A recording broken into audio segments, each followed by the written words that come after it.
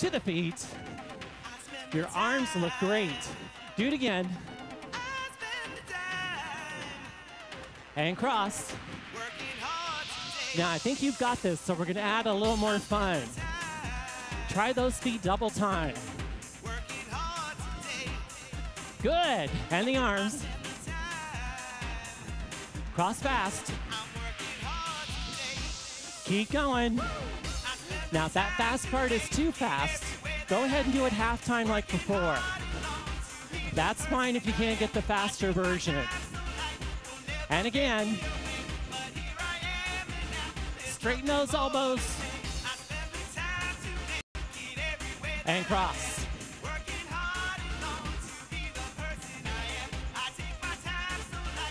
And again.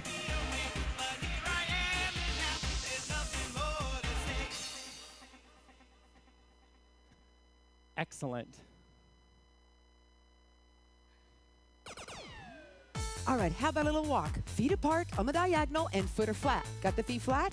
Let's add an element. Reach the arms, guys. And again. 2 more times. We're gonna keep the arms going and we're gonna put it to a grapevine. Right, left. Let's go. Step behind, step lift. Come with me. Step and lift. Now reach and walk. Awesome. Do it again. Come with me. My name is Cherry, by the way, and I'm happy that you're coming with us to dance today. We're gonna lift you higher. Do it again. Curl that leg behind you. Come on. Now reach, now reach. Extend the arms out. Take that energy and draw it in, friends. Off the couch, moving and grooving. One more. Now a jazz square. Right foot starts. 2 on the right. You got it. Stop together on the left. Perfect. 4 skips up. And notice Shanna's offering the lighter impact version. So take it if you need it. Jazz square right. Foot. 1. 1 more. And put them together left. Pump those arms. Let's get that heart rate cranking. Coming up. Toe ball heel on that skip. 1 more. Back to the grapevines. Way out with those arms. Step behind. Step. Pull. Nice posture. Reach. We offer our hands. We offer our exercise to help you feel better. Yes. Do it again. Do it again.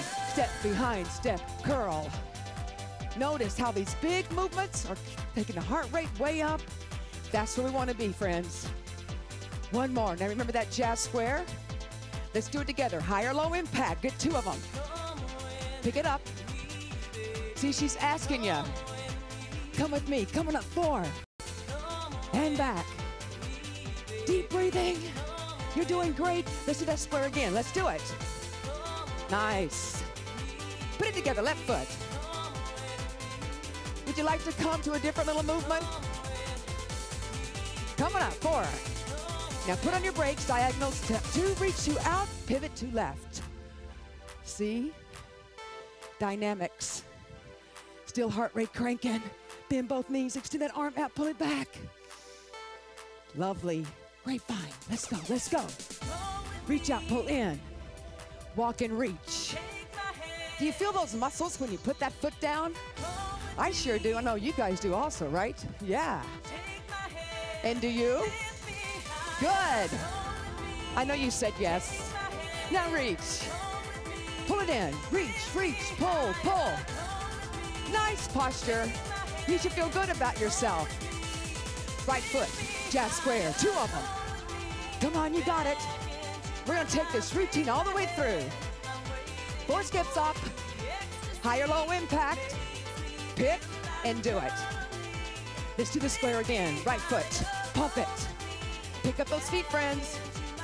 Yes. Deep breath, bring it up, bring it up. Are you feeling ecstasy? A little lightheaded? Choose a low impact. Grapevine right, left, pull it. Curl that hamstring. Now reach. Breathing harder? You've got to be breathing harder. Because these moves help you elevate that heart rate. 2 more times. Out and pull. Me, yeah. Good job. And again, reach. Ready to wrap it up? We're going to pull those arms in and pull them down and press.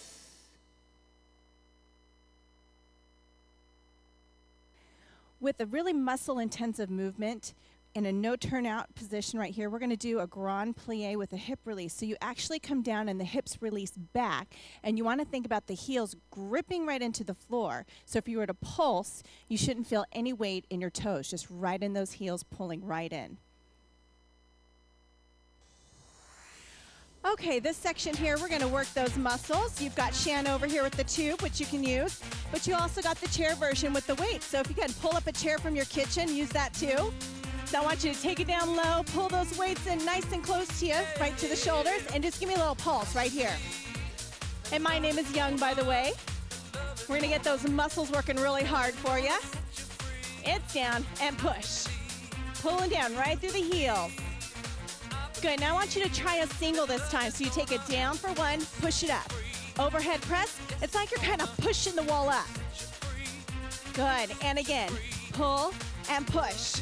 Pull, push. You get one more on each side. Now I want you to bring it in, and I want you to abduct this leg right here to the right. So you're actually gonna kind of hold that contraction as you're doing that abduction to the side. If you need it, you can kind of do a little tap down. Or chair version's great for some extra support. And out, utilize that core, tighten up, you wanna lift tall, make sure we're not leaning to the side. It's out, push, press that leg right from the outside.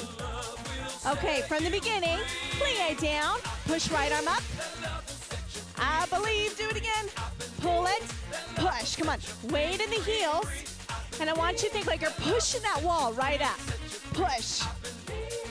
Now this time, we're gonna pulse down for 3, and then you're gonna push the last one up. So the idea is to really stay low, hold it, and push. Pull, 2, 3. Good, one more. Now we have that left leg. Good, bring it in nice and easy, and you're gonna pulse it out right there. Push. So it's a bit more challenging if you try to hold that leg up as you do that abduction. Tapping down is a great option too. And out, but you gotta use your core muscles to stabilize. It's out. And I tell you, actually, all the variations really work well. It's out. Push, push. Pressing against it. You better believe we're gonna change. Here it is, take it down, single. And up, pull, push. Gripping through the heels, now push through those heels as you come up too. Pull, push, pull, press. Now, if you don't have weights at home, you can always use some water bottles, or, you know, you've got cans in the cupboard. Use those too. Whatever it is, it'll work. And pull, push, pull, push. All right, now let's go both arms this time. All the way up. Pull it, push it. There it is, good. Use your breathing. Don't hold your breath. And pull, push. Pull it, press it. Good, keep going. I believe we're still working up a sweat. You think? Oh yes. Down, push. Muscles are working hard. So we're gonna change the muscle up a little bit. Bring it on down easy. Then we're gonna go biceps right here. So you're gonna keep that plie going. Hammering it right up. Think about initiating the muscle to move that arm. So those biceps. Pull up, push down. Okay, so we've been moving those legs the whole time. So your legs should be really tired. And that's okay, that's good. It's up, pull, push, pull. Now turn it to the front and we're pulse. 3, 2, 1, extend. Pulse, 2, 3. So it's a little bit harder. You're staying low, holding that contraction. Push up, extend. I believe we are close to the end. We can do it. We've made it this far. Pull, 2, and again, come on, push those hips back, weight in the heels, and you gotta use those abs. Pull, 2, 3, down, pull, 2, 3. We got it, how about one more? 2, 3, and hold it. Good job.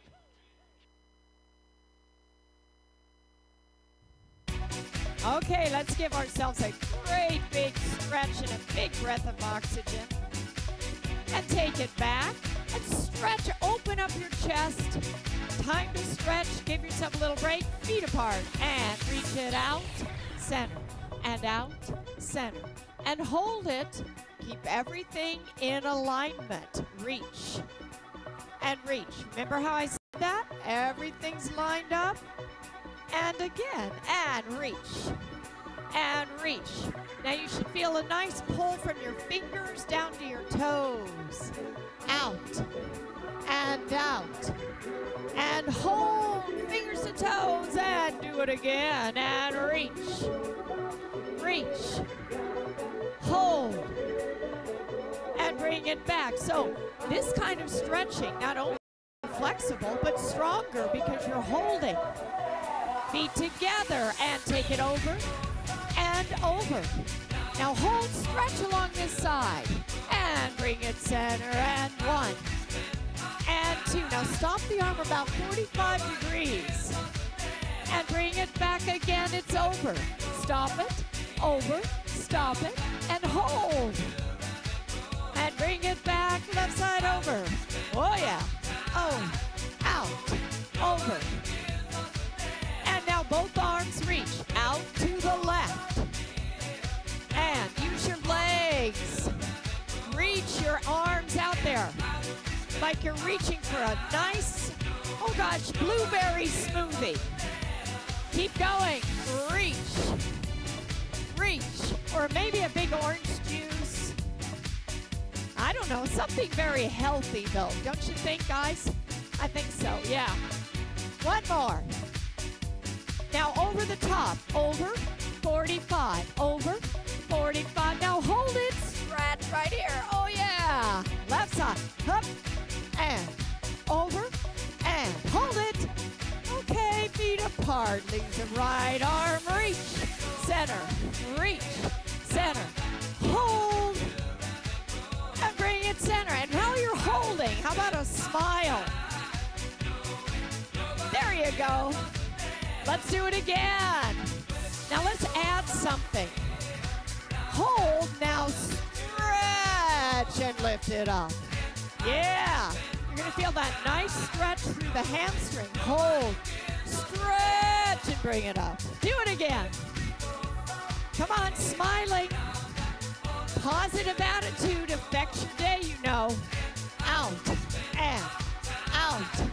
and hold, stretch. Feet together and reach it right. Now left.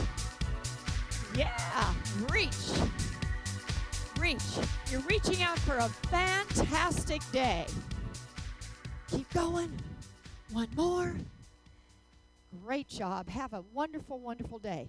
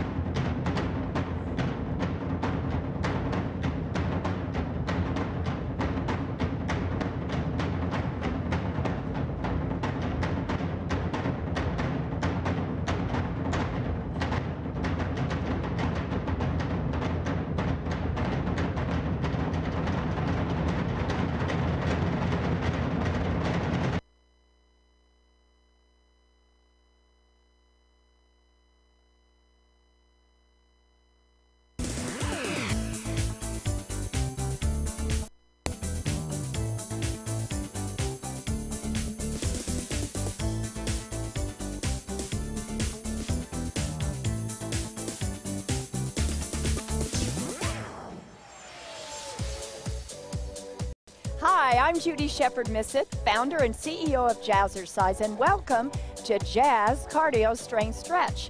Now today we'll be working with certified Jazzercise instructors, Shanna Missett Nelson, Jazzercise Executive Vice President, Nancy Brady, Sarah Fritz, and Vicki Goins. So if you're ready, let's get going. All right, well, welcome to a great warm-up. Open up those arms, hold it. Take a big breath and let it go. And smile, put a smile on your face because we're gonna get very fit today. Lunge it, out, in, out, and together. Lunge, step out, bend the arm, extend, together. Step out, bend, out, and together. One more. Yeah, okay, now put those feet together. Cross it over and back, over and back. Oh yeah. March up for 4, and the head goes up and down. And now take it back and circle half around to the right. Then march again, up and down. So we're warming up just the neck and the shoulders and making sure that you rotate in that back of the neck, the spine. Again, and up and down. And let's go back and roll it that way. Now march up. How about 4 shoulders? So we're moving down to just warm up those shoulders. Roll both back. Do it again. And lift them. 1, 2, 3, and 4. And roll them. Yeah.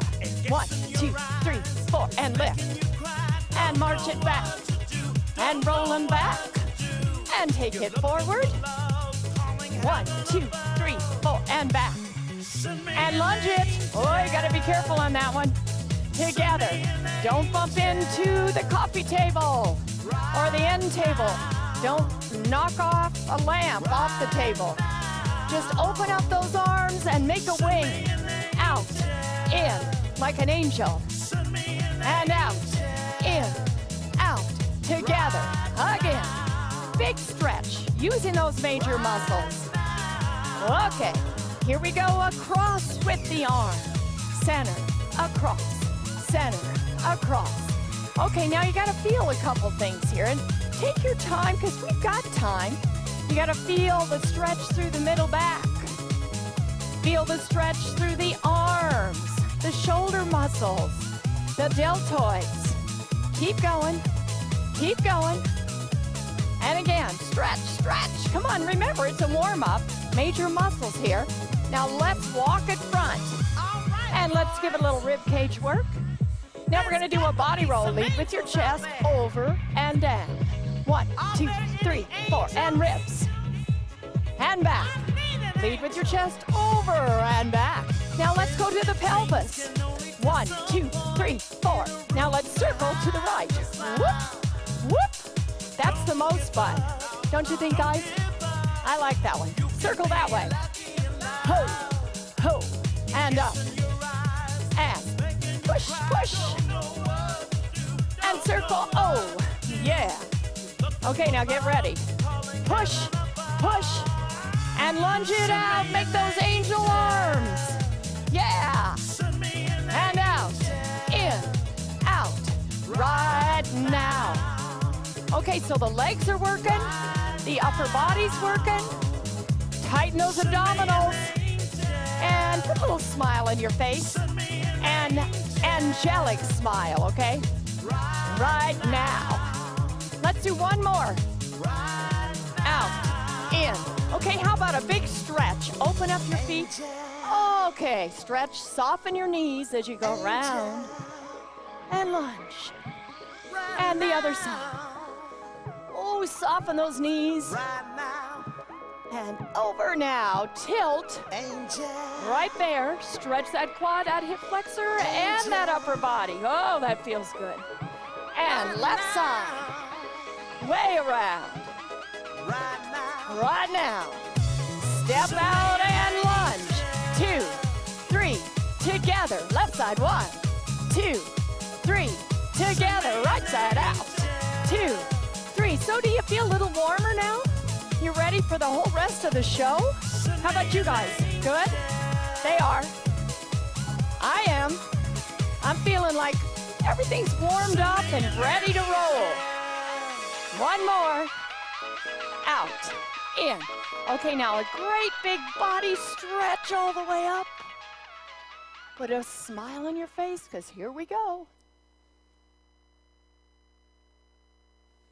Okay, you ready? Let's lift your leg and kick it off to the side and across your body. It's like a little swoosh, swoosh, swoosh, swoosh, swoosh. Keep it straight.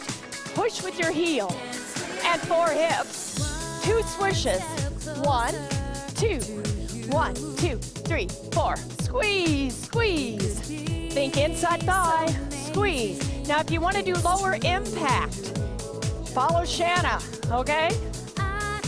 She's going to do less intensity, and that's cool. You can do that if you want.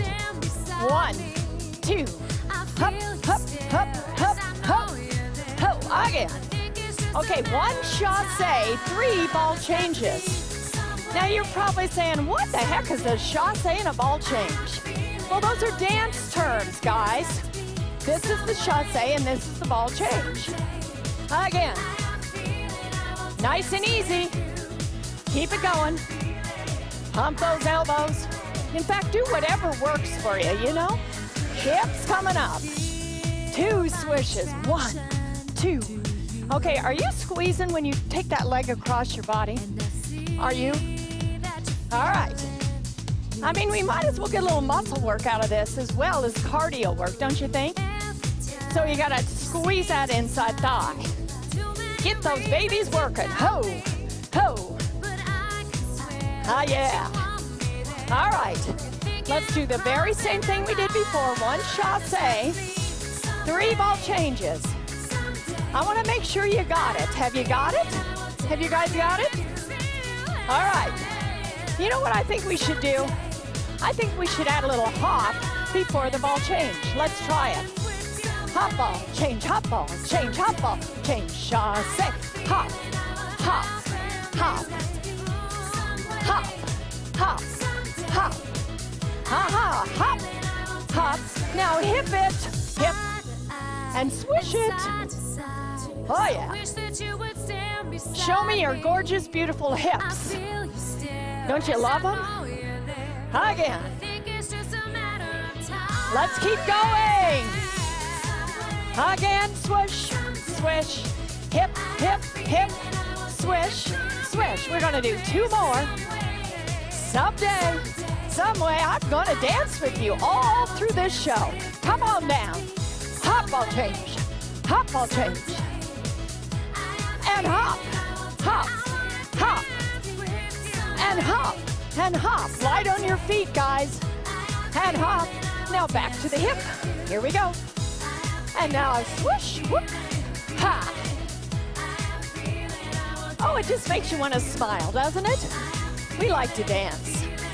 We like to move. Do whatever works. Keep going, we got 2 more. Oh yeah. Now see if you can hold the pose at the end. Balance.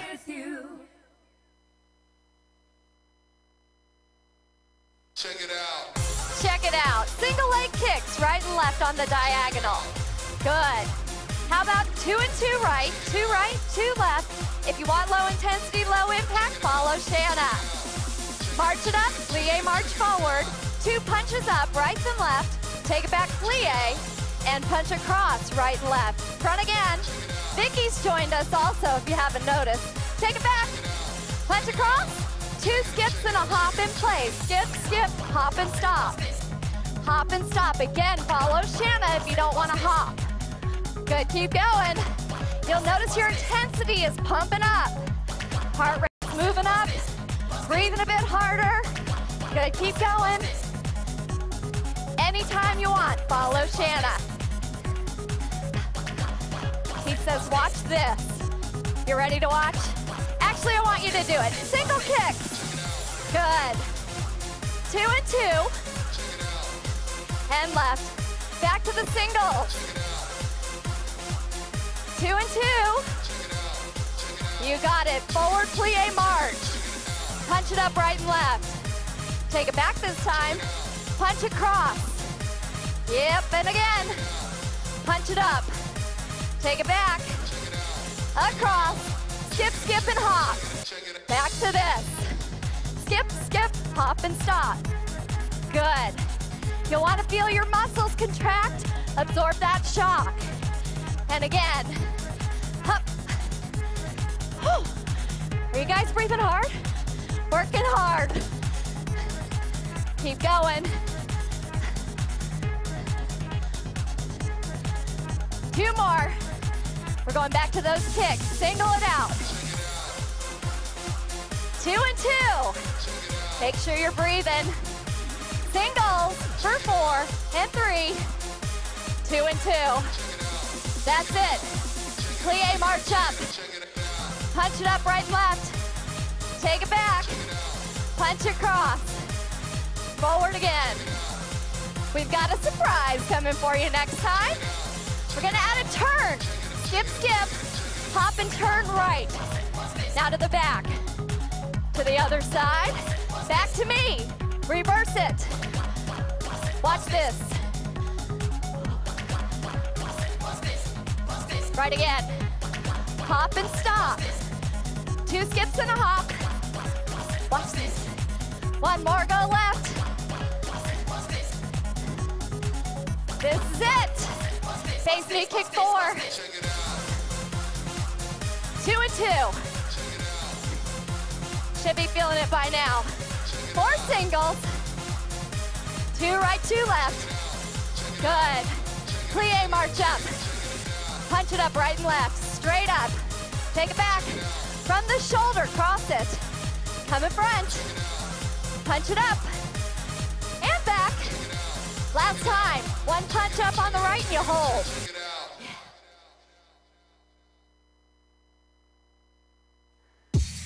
Okay, how about push those arms forward, right and left. Pull that elbow back, extend it, squeeze your tricep, and get ready. We're gonna move. Push it right and left. Now, plie side to side, right and left. Make sure in that plie that you sit down and come back up. You wanna change those levels. Bringing those feet together.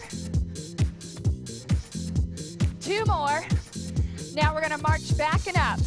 March it back and forward and back and forward. Most important thing is you pick up those legs. Pick it up. 2 more. All right, how about an attitude lift with a hop? It's right and left and right and left.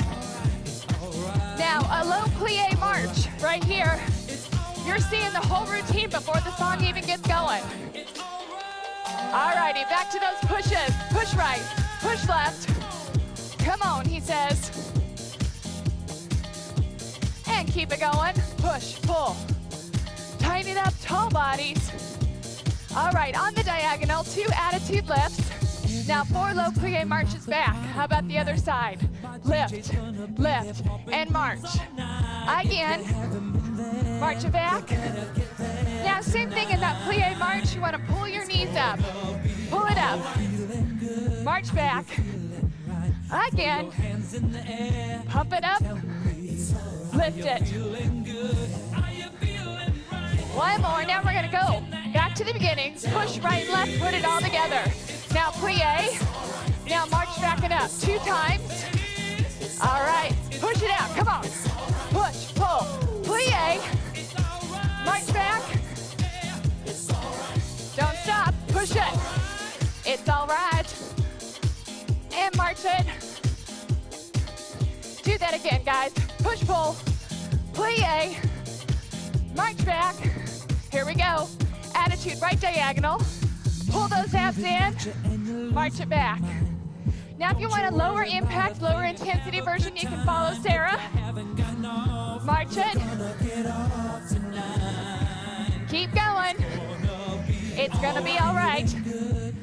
This routine is a nice combination of high and low impact. Do it again. 1 more. Here we go. Push and pull, right, left. Plie. March it back, come on, back. And up. Push it out again. Plie. So right to sweat, right? It is. Push it out. Come on. March it back. Well, my heart rate's up. Push it. Plie. March it. Here we go. We're going to travel. Right diagonal. March back. Go to that other side. Pump it up, take it back. And again. And lift. Hang in there. And knees up. Abs in. Sit down low. Low. Pull it up. Go again. Keep going. We're getting there. And lift it. March back. 2 more. All right, guys. We're in the home stretch. Push those arms forward. Plie. March it back. Take it up. I told you it'd be all right. Push, pull. March. Push it out. Hold it. There.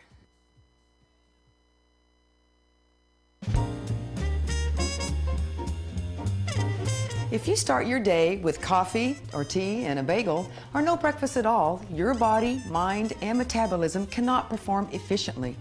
Eating breakfast can actually help you maintain a healthy weight. Adults who eat breakfast daily are up to 50% less likely to be obese compared with those who pass it up. Here are some helpful tips on how to really kick off your morning on a strong note. Load up with a balanced breakfast. You're more likely to stay full until lunch and keep your hunger in check throughout the day. Aim for 350 calories. The best mix is 2 ounces of protein, such as 2 eggs, or 2 slices of low-fat cheese, or 8 ounces of low-fat yogurt, and healthy carbs, such as 100% whole grain toast or fruit. Cut back on sugar. Avoid pastries and sugar-coated cereals. Limit your intake of added sugar to 10 grams at breakfast to cut calories. Naturally occurring sugars, like lactose in yogurt, does not count, so check labels. If sugar, high fructose corn syrup, fructose, or dextrose is one of the top 3 ingredients, skip it. Fiber is key when you are looking to lose weight, and whole grains are an excellent choice. You should get at least 3 to 5 servings of whole grains per day. Look for the words 100% whole grain on products. Choose bread with at least 3 grams of fiber per slice and cereal with 5 grams or more per serving. Make a smoothie. If food doesn't set well with you in the morning, smoothies made with fruit, low-fat plain yogurt, and protein powder are a healthy alternative. Smoothie recipes can be found in books and online. Whatever food you choose to start your day with, just make sure you eat or drink something with quality, nutritious ingredients.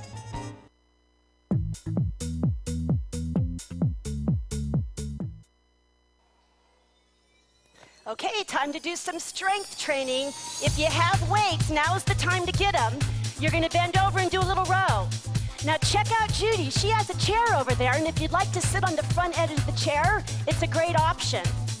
If you don't have weights, you can hold water bottles or some cans from the pantry. Now tricep kickback, extend behind and bend the weights to your hip. Vicki has a resistance tube, which are easily found at a sporting goods store. It's kind of different, you can use that.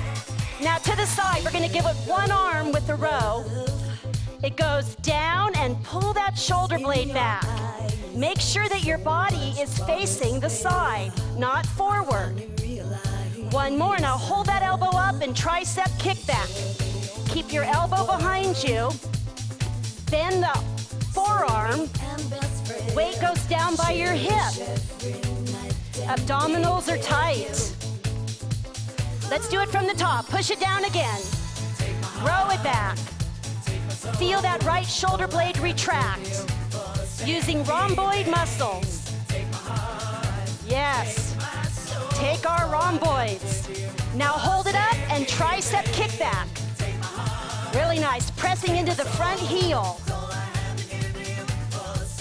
4 more. Shoulder is down. Using that underside of the arm, the tricep. Now stay facing the side and lift it up and plie.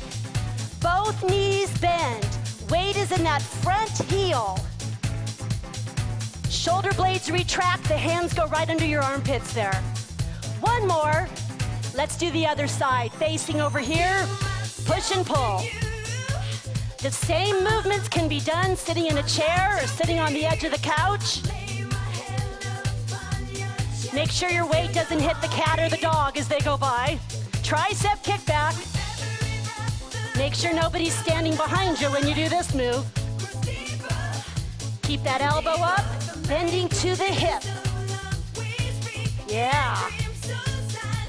From that beginning part again, row it down, pull it back. Dig that front heel in, press into it. Keep it going. Left shoulder blade, feel it go back. Hold it up, tricep kickback. Yeah, remember you're facing the side, you're not twisting forward. Keep it going. One more. Now stay facing the side, upright, lift, and plie. Dig into that front heel. Your back heel is up. Tall postures, you're centered right between your two legs. One more. Now let's face forward and just do the upper body, arms only. Do you feel those shoulder blades? Squeeze, squeeze. 4, 3, I'm feeling it. From the beginning, we're gonna row right here, down, pull it back. Chest is open. Feel those elbows. Going back and shoulder blades squeeze. Yeah. Make sure you're going down and up. Tricep kickback. Keeping those elbows up behind ya. And press down through your shoulders so you don't get hunched up there. Are you guys feeling this? Yeah. Again. One more and hold it. Yeah.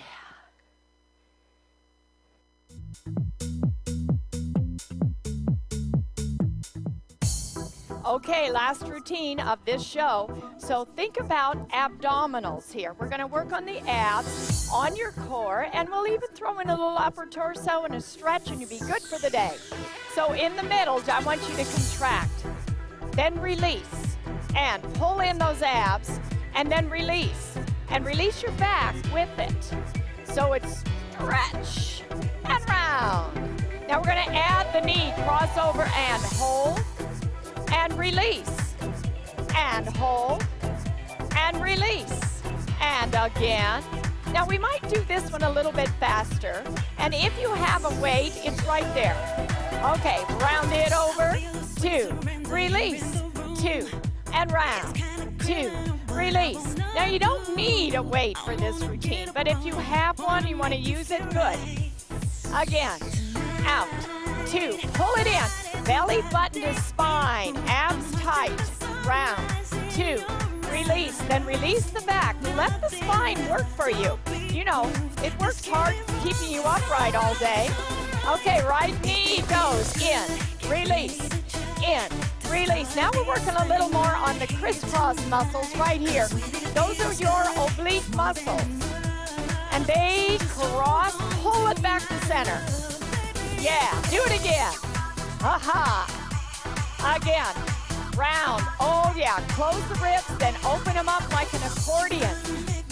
You gotta play beautiful music with your body. And in the middle, 2 down. And release, 2, contract, round, release, open up, in. We're gonna do this quite a bit, so you ought to get really good at it. It's something you could do standing in the grocery line, maybe. Who knows? People will ask you, what are you doing? And you can tell them, I'm working on my body. Don't I look good? Yeah. Again. Round and knee comes up and over. Now, of course, Nancy's sitting on a chair, and you can do that too if you want. It's up to you. Round, release, round, release, round. Just make sure you get a nice supportive chair. One that's a little bit hard, not too pushy. Again, pull it in, release. Belly button to spine, release. One more. Okay, hold it. Reach, bend those knees. Get your weight if you can or if you want to. And it goes up, in, round, release, up, pull, round, pull, push, in, yeah. Okay, to the right side, over, and up. Now round it to the left, obliques again, push, deltoid, work it, your back. Now straight in front, round, yeah, up, and pull, and lift, and pull, and lift, and, okay, let's keep going, and to the right, hold the weight like a torch, again, now think posture, round, push, pull, all right, in the middle, guys, and contract, release, shoulders back, round, release, up, down, round, release, again. Okay, we're gonna hit it to the side, and take it over, center, and to the left, over, center. Ooh, it feels good. That's the name of the song. It does, doesn't it? Hold it, bring it down, and bend your knees, and round it. Stretch those hamstrings, round it up, soft knees, and flatten it out. Lead with your chest, with your chin. Hold, round it over. Flatten it out, use your back, your abs, lift up. Cross the right over the left. Arms up, turn to the right, bring it back center, and cross the left over the right, turn to the left, bring it back center, feet together, press the arms down, stretching the quadriceps, tilt your pelvis, push forward, tighten your abs, arms open, smile, and lift it up. And have a great day.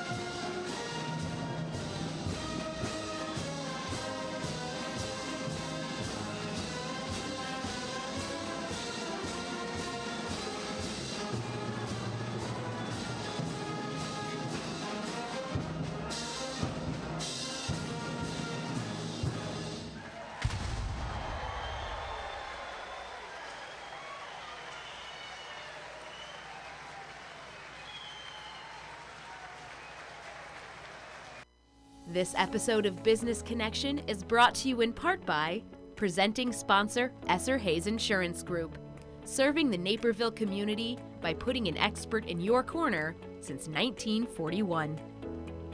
I'm Liz Spencer and welcome to Business Connection, introducing you to the names and faces of Naperville area entrepreneurs and business owners.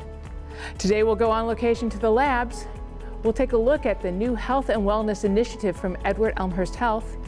We'll meet a realtor from Baird & Warner, but stay tuned for Learn to Write Now, all here on Business Connection.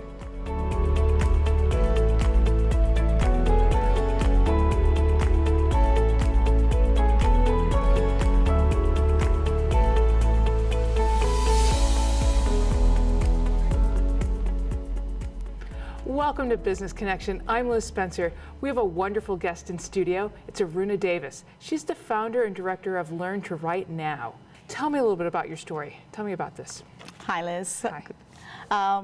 Learn to Write Now. It's actually our 10th year. We started the writing program about 10 years ago in the comfort of our basement. That's how I like to call it. We started this as I found the need for writing enrichment in my child's life, in my son's life. He was an avid reader, right? And I see that, I was able to see that among his friends too. So they were constantly talking about books and all that. But when it came to writing, it was always this blank page and blank stare, that kind of a look, you know? They were not able to bring their thoughts. He was able to speak out his thoughts, but he was not able to bring it on the paper. So one summer, 2008, I said, okay, I'm going to gather him and his friends, and we just did a writer's workshop, because I've always been into writing. I'm an engineer, I'm a business graduate, but what I would like to call myself as mostly is like I'm a writer, or I'm a writer in training, so to speak. So I said, okay, I will put those skills into play and do a little, prop-based writing. So that's really how it got started for those few months in summer, and I put that aside. Later, when my friends, they realized, hey, this is really good, what you did with our kids, it's fantastic, and they seem to be, getting the process of writing. Could you do this again? I said, okay, let's think about it next summer. So we just kept doing this like a few summers, but then parents who got to know, it's really, it spread like wildfire, I would say, word of mouth. So parents and friends who got to know, they started coming to us, coming to me, so to speak, and telling, hey, my student is a senior in college. I mean, in school, in high school, applying to college. So could you help with the college admission essays? I kind of, more like a pro bono sort of a thing. I said, okay, I'll be happy to help out. But then we got into a structured way of doing this as Learn to Write Now, and that's basically the story of Learn to Write Now. That's wonderful. Now, with Learn to Write Now, you have kind of two tracks, more your creative writing track and then more your Learn to Write track. Am I right? So talk to me a little bit about how it's structured. The two tracks are creative and academic. Although we started as a creative enrichment, solely a creative writing enrichment center, I think our academic enrichment has become so much bigger. So much so now, although it was a writing enrichment, now we are also a reader's workshop, we have a test prep workshop, and then we do public speaking and debate. So because we anchor everything that we do in writing, we even tell our public speaking and debate students, unless you become the president of the country or a president of an organization, nobody is going to write your speech. Okay, you will not have a speech writer. You still have to write your own speech. So we anchor everything in that writing. So that's why we call ourselves Learn to Write Now. And and we believe that English language enrichment, it kind of encompasses all this: the reader, the writer, the best speaker, and the test taker. So we cater to all those fields of study. So I couldn't agree with you more. That we all need to have command of the written language and to be able to read. Those are fundamental things that we need to be able to do. So tell me a little bit about how it works. So I have a child who is struggling, perhaps. How would a workshop work for that? Right, that's a good question. So we have different kinds of parents with different kinds, even within the same family, multiple sets of students, their own children who are students who have various needs. So a mom who comes to us, she would say, my older one, she loves writing, okay, but there is not enough enrichment that I'm able to, help her with either at home or at the school level. What can you do? So then it becomes a challenging enrichment program, right? So if she is at a certain grade level, we understand what she or she cannot do and kind of challenge her from there and make it better. But she would say her brother, of course, he doesn't like to read, he doesn't like to write, or he just cannot write, he wouldn't do anything. Can you help? We said, of course we can help, So then it becomes a part remedial program too. So the student is not able to perform well at their grade level. So we maybe start the student at slightly, a lower grade level, without them knowing, because you don't have to tell them, hey, you're a fourth grader, but we have to start work at the second grade level. But we give them those enough work so they become confident at their grade level pretty soon. That's the key word there. especially with your remedials, you're giving them confidence. So Correct. And that's gonna improve their learning right now. How does a parent get connected? How do you run classes all year round? How long do they run? Right. So although we initially started as a summer-only program, now we are an all-year-round program, which is fantastic. Yeah. The community has, realized the need. I mean, although among reading, writing, and arithmetic, they say writing is the forgotten art. I think at least in Naperville, they realized writing is an important skill. So because the community has come, again and again asking for this kind of an enrichment. So now it's an all-year-round program, but we only enroll the students at 3 points in the year. One in January. So currently the winter-spring registration is going on. Okay. And then we have one in summer, starting in June, and then another one starting in fall as the school begins. You had mentioned off camera that one of the things you do in your workshop, so take me through that workshop of, you give them assignments, and there are many assignments, and then more importantly, I want you to tell me about the feedback. Okay, wonderful. The student comes to our workshop for once a week. It could be a 75-minute or a 90-minute or a 2-hour class, right? Depending on the kind of workshop majority of the workshops are 75 minutes long, the writers, readers. So once they come into the workshop, these are small group workshops. It could be as small a group of 6 students going all the way up to 12 students. And depending on the number of students, the number of teachers, or also we maintain a good student-teacher ratio.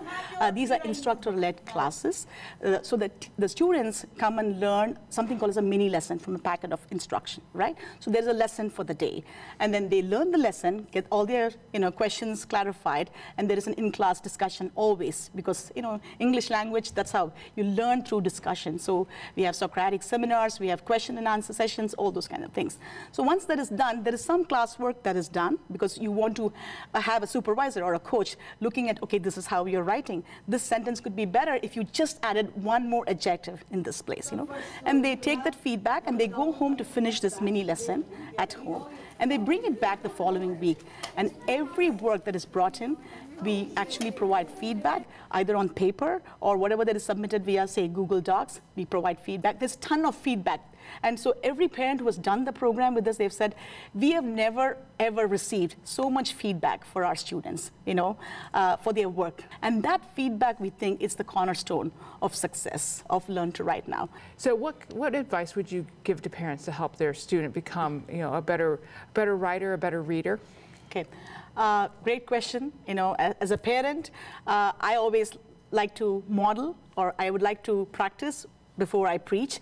So if I can be the model for my child, right? If I'm the good reader, if I'm the good writer, then immediately my child will follow suit, right? That is there. So if there is an opportunity to give a birthday gift for your child, besides other things that they have on their birthday list of gifts, always get a book, and if it's possible, buy yourself a similar book or the same book, and you can be your child's book buddy, right? And you can both have, and then while you drop your child off for a soccer session, or you have a dinner table conversation, that book then becomes a bonding mechanism, and that's a fantastic thing. Similarly, we do something called as a free writing in the workshop. This is just giving a simple, plain journal to your child, and then telling, okay, whatever is just freely floating in your head, capture that on paper. It could be a simple thing, a one sentence, that's still good enough. We can build on that sentence. So that's how we go about it. Those are 2 simple things, but it can be put into action right away, I would say. I think that's wonderful advice, and I think what you're doing and what you're offering is super and so needed in today's digital world. So thank you so much. Thanks for stopping by and telling me all about it. I appreciate it. Thanks for this opportunity. You're welcome, and we're going to be right back with more Business Connection. Stay tuned.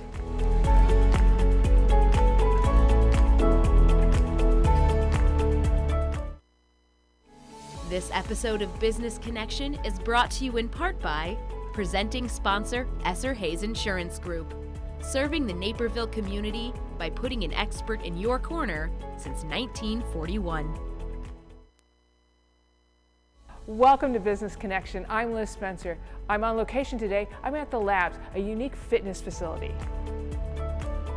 So let's start really big. Tell me about, what is the Labs? Who is the Labs? Labs is it's a fitness facility and performance center for all ages, all levels, all sports, people from all walks of life. We're a place for everyone. Who's your clientele? You say you're all walks of life, but is there a niche, or is there somebody that's special? No, actually we serve little ones to the elderly. We serve elite athletes as well as beginner athletes. We have people with disabilities and really everyone. We have general fitness, we have triathlon training, we've got swim, we do team training. We have an incredible signature class that's based on functional fitness, HIIT training, and heart rate. That's called the Catalyst class. We have a recovery room, we have personal training, we train golfers, we train swimmers, triathletes, really we run the gamut. That's awesome, because I think everybody can benefit from one another, whether you're a super elite or you're just beginning, or a golfer, whatever. So. Absolutely. When we first started Labs, we wanted to be different. So we looked for every differentiator we could find, as there's a fitness place on every corner. So not only in the philosophies, but the equipment, the technology, and the way we cater to our clients. Everyone's an individual. We get to know the client and make sure that we're serving their individual needs. Our fitness center is a one-of-a-kind. It's a one-of-a-kind design. You mentioned the Catalyst. This is your signature class? That is our signature class. So take me through it. What is that? What's in there? It consists of a huge functional fitness rig and cardio modalities. All of the cardio modalities are human-powered, so you burn more calories. We have the Woodway treadmills, we have Jacob's ladders, we have water rowers. We also have rings that hang from the ceiling that you can swing from. We have a sprint track. And the class is designed in work-to-rest ratios depending on what system you're working. So you'll go from a strength exercise to cardio with different work-to-rest ratios. And what was the motivation behind that class? It was to do something that was really interesting, that was different but effective, and to look at every system that the body has and be able to manipulate a class so you can cover every one of those systems to make someone truly as fit as they need to be and can be. If you continually work just endurance, just speed, just strength, you don't become a totally fit athlete. You want to work your muscles, you need to work your heart, you need to work your flexibility. So the Catalyst class kind of hits every angle and makes our athletes more resilient. The results are phenomenal. We did benchmark testing before we launched the class, and we had about a 12% reduction in body fat over the course of an 8-month period. You have a tremendous amount of technology here to help us. Tell me a little bit more about that. So the Labs is very data driven. We feel that data helps the coaches. It helps us, it's a learning mechanism. We can provide data to make sure that our programs are working and our athletes can see progress. So on the fitness floor, we have a heart rate based class. We use MyZone heart rate, and the athletes can see after class, they'll receive an email. It will tell them how many calories they burned, what did their heart do? Is their heart becoming more efficient? How many points did they earn? So depending on how hard they're working within the parameters that have been regulated to them as an individual, they earn points. And when we are counting points, we actually do challenges, and we'll have teams or individual challenges where you can win things during the year. And in our cycling classes, we use some software called Perf Pro, and it will give our athletes an email after class that tells them how many calories they burned, what their average power was, how many revolutions per minute they're spinning at, and of course the distance they've gone, and that's a great metric. So we'll do benchmark testing where we do the same workout about every 6 weeks so we can see what the actual progression is, trying to replicate the same conditions and the same efforts. Now you also have a youth program here. Tell me a little bit about that. Our youth programs are phenomenal, super fun, and depending on the age, for the little ones, it looks more like organized play, and that's what it needs to be. So we have a warrior fitness program for the little ones, a lot of climbing, jumping, and again, building confidence and making those kids feel like I can do this, and it's super exciting. We also have general fitness for kids.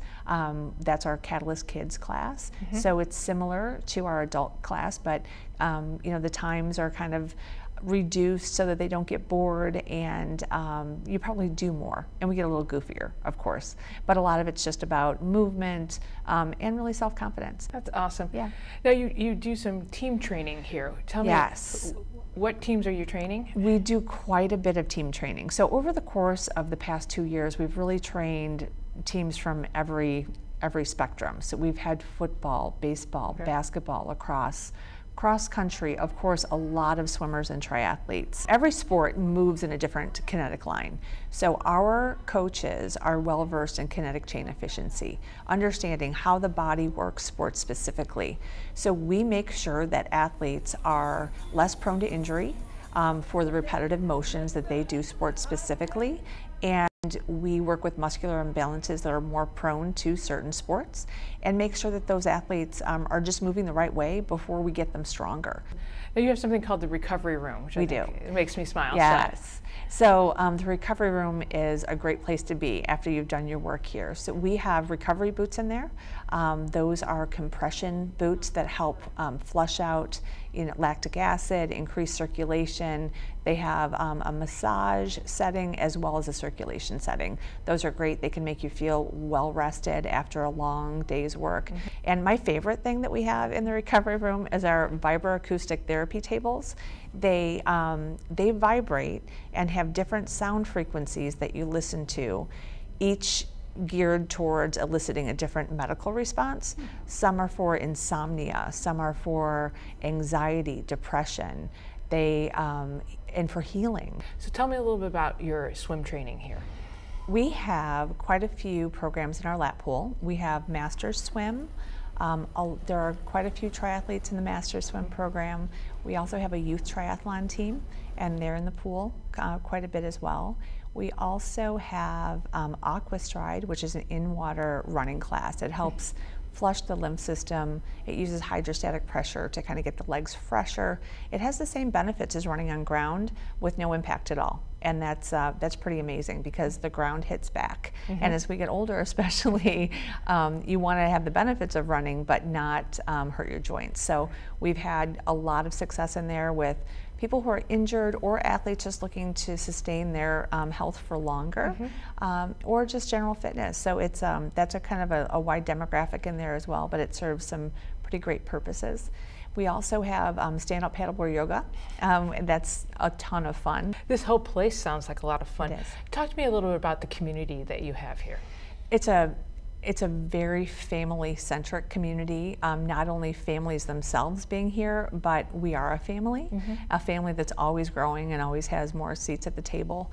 And just to see the way people support each other through, illness, through losing a loved one, through any struggle, and the arms get bigger, the hugs get larger, and we're just very close. And again, always wanting to grow and always wanting more people to come in. But it's a very unique place where people care. We know if you're in class. We know if you're gone. If you're gone, we're going to call you. It doesn't matter how many athletes we have. We know. So and we miss people if they miss. So it's just a very personal touch. We know what people need. We know where they're strong. We know where they want to go. It's important that we have that connection with our community, because if you don't, they don't get the results and you don't grow. And you can't fake caring, and we care. So, and we're here because we love what we do. And we love being here, and we're grateful for the opportunities to touch people's lives. I think that's wonderful, and I also think that's probably one of your differentiating factors too, is that you care and you're connected, and I think that's wonderful. We wish you huge success. Thanks for letting us come in and see what you do here. We always enjoy it. All right, we love you guys. Thanks.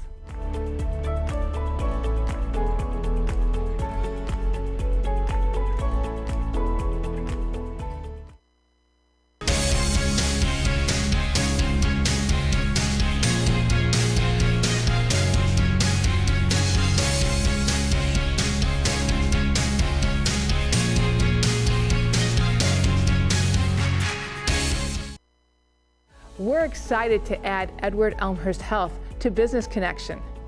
There's a lot of moving parts when it comes to managing your health care, and for Edward Elmhurst Health, it's important that each step of the process is safe, seamless, and personal. In this episode, we take a look at the vital role that transition of care plays in your healthcare experience.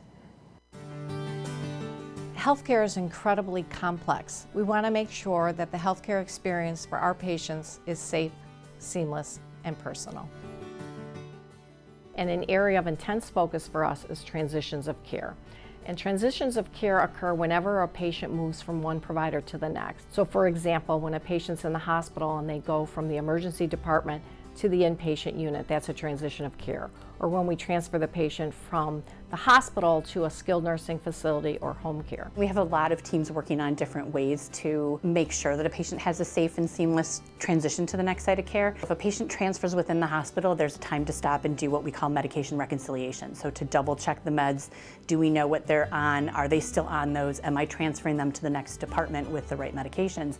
There's also that when you send them home or when you send them to a skilled nursing facility. And how do we also get an appointment scheduled for a patient before they leave? How do we set that up for them so that they go home with that in their hand, with the understanding of its importance, because that is our next check. We also do a lot of work around follow-up phone calls. So we're trying to let patients know you may get that phone call that's going to tell you, that's going to ask you, how are you doing at home? Have you run into any barriers since you've been home? Can you get to the appointment we scheduled? Do you have the appointment scheduled? So one of the questions that we've kind of put in place and are trying to bring back to light is, who is your discharge partner? Who's your partner for transition? Who besides you can we share this information with? You're on medications, you're having a stressful experience, you're only hearing so much of this. So who can we talk to? And for the nurses, it's also saying it more than once, it's really putting it out there, and then it's providing them with a piece of paper that says, here's what's important, here's what you need to know, here's who you can contact. We all operate in our own worlds, right? And I could do everything perfect today. And I could hand it off to you thinking I've given you everything you need, but what if I don't know that I'm missing something that you need? We really need to figure out that back and forth of, well, you gave me this patient, but I was missing this one crucial piece that's important for my job, for what I have to do with this patient. We really need to make sure we're capturing that.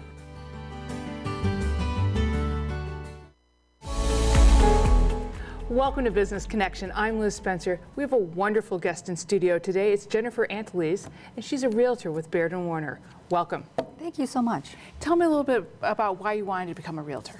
It started when with an experience I had several years back. We were selling our home, and we were introduced to a Baird & Warner realtor, and she just made the entire process so wonderful and so seamless. She explained everything along the way, and after we sold, I had to buy a house, and she really listened to everything that I was saying and showed me properties that fit me and what I wanted, and it was just a wonderful experience, and that really stayed with me all this time. That's wonderful. Most of the time, people always think that you don't really need a realtor, that you can do it yourself. Mm-hmm. And why is that not a good idea? What does a realtor do? We're managing so many different pieces. There's a lot of moving pieces at the same time, and we need to manage everything. I need to know what's happening in the marketplace. I need to understand what's happening in the neighborhood. I need to know what the pricing has done in the past and what it could go in the future. I also need to be able to explain contracts to you. So there's a 13-page contract. What does it mean? Why are you signing it? You know, so people need to understand this whole process. I also need to be able to negotiate. So I'm going to be negotiating with either a buyer or a seller on your behalf. And so I'm going to be negotiating price. I could be negotiating time. I could be negotiating something other, something of value that's important to you. I need to be working with the inspectors, you know, and making sure everything happens at the right time. I need to be working with attorneys and make sure everything's on time. We need to work with the lenders and make sure that the whole process happens smoothly all the way to close. So there's a lot that goes on behind the scenes that people just don't realize happen, that we take care of. Well, and I think also that it's our largest purchase. Absolutely. And, you know, we make our lives in our home. We all think about going home. It's our home, you know. And so I think another hat you wear is counselor. Absolutely, absolutely. Because sometimes the families don't agree on what they want, and you need to be that voice of reason. I understand that you want this, but here's what the market is saying. You know, and we also, it's hard to hear about the value of someone's home because, to your point, that's their prized possession, and it may not be worth out in the marketplace what they think it is. So that's a hard conversation to have, and it's a hard conversation to hear. So I have to tread lightly. That's right. Well, it's a big role that you play. Why did you choose Baird & Warner? One of the things that interested me was I knew that they were customer focused. Obviously, I had that experience firsthand. Right. And when I met with the managing broker out in Naperville, Bill Gill, I knew immediately that this is the company I wanted to work with. They spend so much time training and supporting all of their agents. But not only their agents, they also support the community, and that's a big deal for me. So the Naperville office supports Loaves and Fishes. They support 360 Youth Services. Naperville responds to veterans, and the Rib Fest. That's a lot, and it is important. Now, Baird & Warner has been around since before the Chicago fire. They played an important role for Chicago in that. They have been, and some people don't realize that Baird & Warner is the oldest real estate firm in the country. They've been around since 1855. So needless to say, they've seen a couple market changes throughout their careers. And now, how long have they been in Naperville? Baird & Warner has the largest market share in Naperville. So we're the #1 with listing and selling in Naperville. We're the #1 office with listings and sales in the surrounding suburbs. So what does that mean for our clients? It means that you're getting all that expertise and knowledge behind you, and we're supporting you all the way. I think that's important. It says a lot. The firm behind the realtor says a lot. So absolutely. Absolutely important. So tell me, what makes you different from everybody else? I think what makes me different is I work from the heart. It's very important to me that my clients have a positive experience from beginning to end. There may be some hiccups along the way, but the whole process is a positive one. I absolutely love working with first-time home buyers. When they get that first home and they find that home, it's just so fulfilling. We get to close and they get their keys. That's an amazing feeling. It's an amazing feeling for me, and it's why I do what I do. Also, I'll tell you a story. I had this family that were moving up in size house. Their family was growing. And we were looking at 9 homes in one day, and it was a rainy day, and everybody was tired. But at the end, we got to this one house, and they fell in love, and I could tell, you know, and that's what makes it worth it. They loved the house. We went back the next day. We put in an offer in, and they got the house, and they love it. And I still visit them, and it's so rewarding. What I do is very rewarding. We play a huge role in what makes a house a home by helping us find our home. It could be one of your biggest investments. It's a lot of money. It takes a lot of time, and it's an important decision. And so, to be a part of that with somebody is very rewarding. So, Jennifer, you had a few life changes that kind of led you to be a realtor. So tell me a little bit about how this all came together, and now has been just a wonderful life change for you. It has. So a few years back, my husband and I got a divorce, which is why we were selling the home. And our realtor was absolutely amazing throughout that process. And then she helped me purchase my own home. My corporation was doing some downsizing, so my role was eliminated. So that was a little stressful after I just purchased a home. So I was fortunate enough to land another role within the same company. So 2 weeks after starting that new position, I was diagnosed with cancer. So I went through surgery, went through 2 rounds of chemo, then went through radiation, and came out of that okay. Awesome. Yep. So happy about that. Thank you so much. And then after about a year, my role was eliminated again. And the whole process is very stressful, looking for a role and not knowing about your future. And at that point, I knew I don't want to go through this anymore. So I left the company and started to do real estate. And I knew immediately this is what I wanted to do based on the experience that I had. It's a rewarding business and so fulfilling. And I'm just so glad that this is where I'm at in my life. That's wonderful. Well, I thank you for stopping by and visiting with me a little bit and telling me a little bit about what you do, why it's important, and how you and Baird & Warner play a big role in our community. So thank you so much. Thanks for having me. I really appreciate it. No problem. And we're going to be right back with more Business Connections. Stay tuned.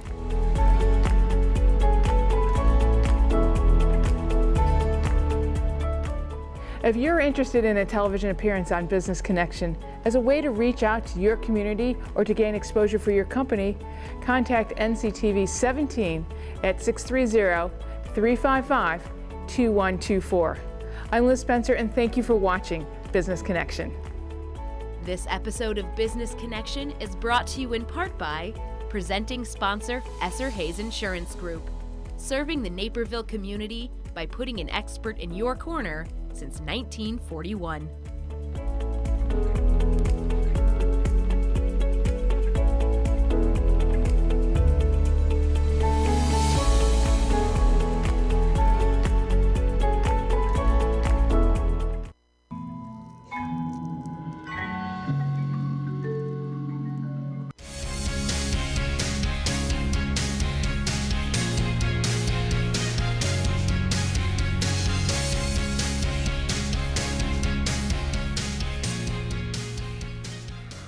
Hello everyone, I'm Kim Pierce. Thanks for joining us for a special year-end edition of Naperville News. Our top story of the year was also one of the toughest to report. For so long, you couldn't mention Naperville without thinking of its mayor of 20 years, George Pradle. This year, our town lost its biggest cheerleader when the mayor emeritus died on September 4th, just one day shy of his 81st birthday. Welcome to the Bubble Bash in Naperville! He took over the town as mayor in 1995 at a transformative time and grew along with it, welcoming others to join in and boost Naperville to be its best. Pradle was a Napervillian since the age of 2, only leaving to serve for 3 years in the U.S. Marine Corps. When he returned, he continued his service, now as a Naperville police officer. His nickname became Officer Friendly, thanks to his welcoming manner and many visits to area schools. In 1977, he helped the Naperville Junior Women's Club create Safety Town, becoming the first teacher at the miniature village meant to train children in keeping safe. He went on to run for mayor in 1995, though he had no political background. He won the race, going on to keep his title for 20 years. People wanted to talk to somebody that would listen to them, and maybe they couldn't even help them, but it was just a feeling that they were part of the community. His tenure saw the addition of community outreach directors Krishna Bansal and Bill Liu, the expansion of the East Branch of the Riverwalk, the construction of the Carillon, and the beginnings of the Water Street District. Pradle stepped down as mayor in 2015, but was still a visible presence around town. But his appearances started to dwindle when in 2016 he was diagnosed with cancer.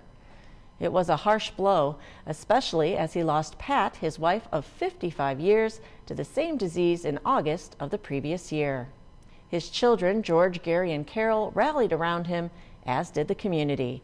But we'd finally have to say goodbye to the man who was the heart of Naperville for so long, leaving our hearts just a little broken. And Mayor Pradle's passing was met with an outpouring of love and memories from the community. Tributes poured in online, remembering the many shared kindnesses by Pradle. His body would lie in State and City Hall for 2 days, with hundreds showing up to pay their respects. On the day of his funeral, residents and friends lined the streets as a procession wrapped through town, taking the mayor emeritus past some of his most treasured spots one last time. He was a friend to all and a treasured supporter of all of us here at NCTV17. He is truly missed. Mayor Emeritus Pradle did enjoy a good discussion, however, and there were plenty of those this year at the many city council meetings. Naperville News 17's Casey Krajewski recalls a few of note. The Fifth Avenue redevelopment project dominated Naperville City Council's agendas throughout the year. At the start of the year, Ryan Companies and city staff held several workshops to hear from residents and formed the Fifth Avenue Steering Committee. The city and Ryan requested more formal feedback in the form of a land use survey, which showed the majority of residents preferred buildings with a maximum of 4 stories on most of the sites. Ryan took that feedback and returned in August with 2 concept renderings. In October, the city hired S.B. Friedman Development Advisors to be a third-party advocate for the project. And though Ryan Companies has requested to move to Phase 2 concept refinement multiple times, Council has hit the pause button until questions surrounding commuter parking and the future of the DuPage Children's Museum are answered. Your next step is to wind this down into one working concept. I don't believe you have enough direction from us yet to identify one working concept. City Manager Doug Krieger indicated those answers could come in January. In July, Council okayed Citygate Center North, an event center and hockey rink located near the intersection of Ferry Road and Route 59. That will join Topgolf and Odyssey Fun World, as well as a whirly-ball facility approved in August. This led to some council members referring to the area in northwest Naperville as its new entertainment district. I think the concept is an awesome concept. Can't wait for that to come in. I think that whole area up there is going to be pretty cool with all the entertainment that's going to be available for the residents. Council also worked through an animal care ordinance, and though there was discussion about a warranty for animals purchased from pet stores, that ultimately was not included. The ordinance did include other protections for animals, including a requirement for shelters and pet stores to microchip pets, and putting in penalties for leaving animals in vehicles during extreme weather. For Naperville News 17, I'm Casey Krajewski. Something that never made its way to council this year was the proposal for a new Polo Club subdivision. Our own Blaine Irwin follows that story's development. Polo Club is a proposed subdivision for the unincorporated location at 119th Street, where polo fields currently sit and Galaxy Soccer Club plays. Developer D.R. Horton's original proposal of the mixed housing project had 95 single-family homes, 319 multifamily homes, townhomes and triplexes, and 309 apartment homes across 15 buildings.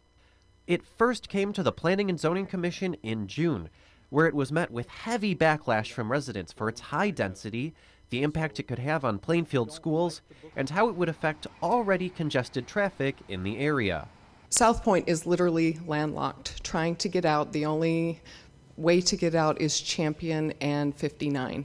Trying to turn on there, right now they've been doing construction, it's backed up, but it's normally backed up. I waited today, you're in between the lights of 111 and 119 trying to get out. You wait and wait. No vote was taken, and the public hearing was extended to a later date. The proposal's unit count was reduced from 723 to 702. D.R. Horton agreed to expand 119th Street to 3 lanes and to extend Book Road to 111th Street. With that, it got a split 3-3 vote from the Plan Commission in July, giving it no recommendation, positive or negative, for Naperville City Council. Since then, the proposal was further modified and unit count was reduced to 637, and 4.25 acres of parkland were added. But residents said the modifications didn't really fit with their concerns, namely that the density of the project is almost twice as high as neighboring subdivisions. We have South Point single-family homes, we have High Meadows single-family homes, we have Wolf Creek single-family homes, and then they're trying to build in here at the polo field single-family homes, townhomes, and apartments, which is really not compatible. But that proposal never made it to City Council. Although it was originally supposed to be voted on at the November 7th meeting, it was removed from the agenda at D.R. Horton's request. Reporting for Naperville News 17, I'm Blaine Irwin. D.R. Horton is making further revisions to the Polo Club proposal. It will actually be coming before the Plan Commission again early next year. Coming up, a look back at the top happenings in our school districts over the past year. NCTV17 is your nonprofit community TV station, keeping you informed and connected in many ways. Thanks for joining us for this week's Naperville News. You might tune in to our weekly newscasts or receive free daily news and sports updates in your email. Or perhaps you enjoy watching community events or any of our original series. Welcome to the Naperville Moms Network. It could be that you've been on our set in our studio as a guest in one of our talk shows. Or maybe your son or daughter has appeared in a sports highlight or live broadcast. Or someone you know has been featured in Sports Story Sunday. No matter how you connect with NCTV17, whether on air or online, we know you value local television coverage, and we value your continued support.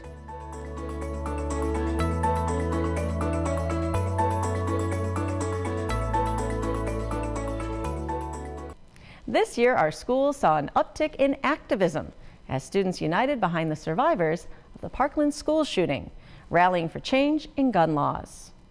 At 10 a.m. on March 14th, students across Naperville joined students across the country for National School Walkout Day. The protest against gun violence came exactly 1 month after 17 were killed in a shooting at Marjorie Stoneman Douglas High School in Florida. Students from both Districts 203 and 204 organized walkouts entirely on their own, gaining support from many in the community. School officials gave permission for the students to demonstrate, and an additional police presence was on hand as an extra precaution. The protests went off as planned, with energized students proud to be part of a larger movement to make a difference. It was amazing to see our school walk out in solidarity and stand in unity addressing this issue. and there's no words that I can express than how grateful I am to be a part of this community that's working towards advocating towards reform. 3 months later, students were able to hear from Parkland survivors themselves when the Road to Change tour came to town. The DuPage Unitarian Universalist Church was the second stop on their nationwide tour. School District 203 had a year that revolved around community voices being heard. Naperville News 17's Christine Lena has some highlights. This fall, a controversial school safety resolution got the board and the community's attention. The resolution was proposed by Mercer County District 404 and supported the option for faculty and staff to complete background checks, have an Illinois concealed carry license, and complete training courses in order to carry a gun in school. Dozens of community members came out in opposition of the school safety and protection plan resolution. On a personal level, I think that just knowing that guns in my school make me and many other students feel anxious and nervous. Students need to feel safe, and so do the teachers, in order to do their jobs well. The board commended the public for voicing their concerns, and each board member explained why they couldn't support the resolution either. I also am opposed to the resolution. I think we have a duty of leadership here. This ISB resolution would send our public policy in a particular direction, so we have the responsibility to oppose it and change that direction. The public's comments were incorporated into a statement that was presented to the Illinois Association of School Boards Delegate Assembly, along with 203's no vote. The resolution ultimately did not get passed. Other voices were heard this year, as one father and coach of a former Naperville Central softball player said it was time to level the playing field. Jeff Anderson came to the board in June to discuss drastic differences in aesthetics and spending between the boys' baseball field and the girls' softball field. Approximately $634,000 were spent on the baseball field and the press box here at Naperville Central, and they spent $27,000 on a new temporary outfield fence for the softball field, and that's been it. The Naperville Park District owns the softball field property at Knock Park, and the school district leases the use of it. The board passed an intergovernmental agreement so the Park District can allow the school district to make the necessary improvements, which the board has budgeted around $800,000 for. The updated field could be completed in the summer of 2019. And 203 took many top honors this year, including Naperville North High School getting recognized as a National Blue Ribbon School, making it one of just 24 in Illinois to receive the honor. Niche.com also named the district the third best in Illinois. Reporting for Naperville News 17, I'm Christine Lena. School District 204 spent much of 2018 thinking about improvements for their future. Naperville News 17's Blaine Irwin tells us more. Though the Engage 204 program started in late 2017, it ran into March of this year, and the school board received a list of 8 community desires in May. In order of most to least popular, those changes are reducing class sizes, completing deferred maintenance projects, increasing teacher salaries, hiring additional support staff, improving school safety with new locks and intercoms, finding space for the alternative high school and STEPS program, completing elementary air conditioning, and increasing capital maintenance spending to the recommended level. But the district doesn't have the cash to get all these done at once, so the recommendations are being tackled as they become feasible. I think, we need to respond to our community, and we need to respond. We have to do what we have to do, which is to be financially responsible and chip away at this stuff. In September, 204 rolled out a 4-year plan to tackle deferred maintenance, improve school safety, and to complete elementary air conditioning. And in November, they detailed a plan to move the alternative high school from Indian Plains, which needs costly repairs, to Wheatland School of the 2019 school year. That move is possible because 204 purchased a new building at 1250 Shore Road to serve as the home of the Operations and Maintenance Department, which has used Wheatland for the past several years. Pending purchase of an operations and maintenance facility on Shore Road, we're now in a position to convert Wheatland back to a school and find use for students. The school board also said goodbye to board member Lori Price, who served from her election in 2011 to her resignation in September.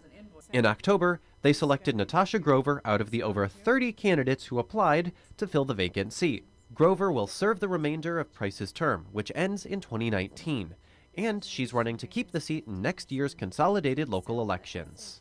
Reporting for Naperville News 17, I'm Blaine Irwin. Both school districts will see some turnover next year, with open seats up for grabs on both boards in the April municipal elections. And there's change ahead for several local and state offices representing our area as well, after midterm elections this November. It was a night for Democrats, newcomers, and close races, as we saw some long-standing seats overturned. Democrat Lauren Underwood unseated four-term Republican Randy Hultgren in the 14th Congressional District, becoming the first African-American and woman to hold the office. Democrat Sean Casten took over U.S. House District 6, ousting six-term Republican Peter Roscom. Democrat newcomer Ann Stava Murray won the 81st Illinois House District seat from David Olson by a small margin. And in a race that came down to the very last votes, both provisional and mail-in, Democrat newcomer Laura Ellman edged out incumbent Republican Michael Connolly for the Illinois Senate 21st District seat. Republicans would keep their seats in the 41st Illinois Senate District and the 41st Illinois Representative District, and also won the 42nd Representative District. Up next, we head to the parks and new additions that have come to town. We tell everybody's stories, stories big and small. Everybody's story matters to us, and it comes in a variety of shapes and sizes, and that's what makes it so special. We don't always need a big story. Sometimes we want a story that makes us laugh. Sometimes we want a story that we relate to. Sometimes we want to cry with that story. But more importantly, we want to hear the stories about our people in the community.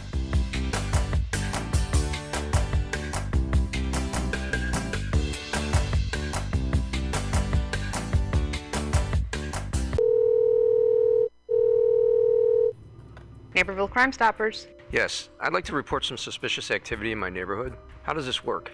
Yes, thanks for calling. Your call is anonymous, and I'll not ask for your name. Instead, you'll be identified by a tip number. In a few weeks, call back with the tip number you received, and I will let you know the status of your tip. If an arrest is made, you could receive a reward up to $1,000. How do I get the reward money if you don't know who I am? Well, when you call back, we set up a time and a place to drop the money.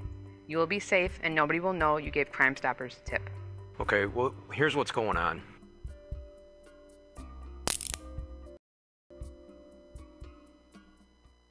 The investigation into Mosier Tower's condition finally concluded this year. A structural examination that was done back in 2015 revealed that the 160-foot tall tower needed up to $3.5 million in repairs. This year, further more in-depth testing was done to learn more specific details about the tower's problems. That testing revealed the tower is structurally sound and in serviceable condition, but it will continue to deteriorate if no action is taken. The Riverwalk Commission will receive updated repairs and their costs from the city's engineering consultants early next year before deciding on a recommendation for City Council. It was another eventful year for the Park District. Naperville News 17's Casey Krajewski tells us more. The Naperville Park District undertook a major new project this year in Southwest Community Park. The Park District and Upland Design, the developer on the project, put out a survey and held a public input session in April to determine what residents wanted to see in the park.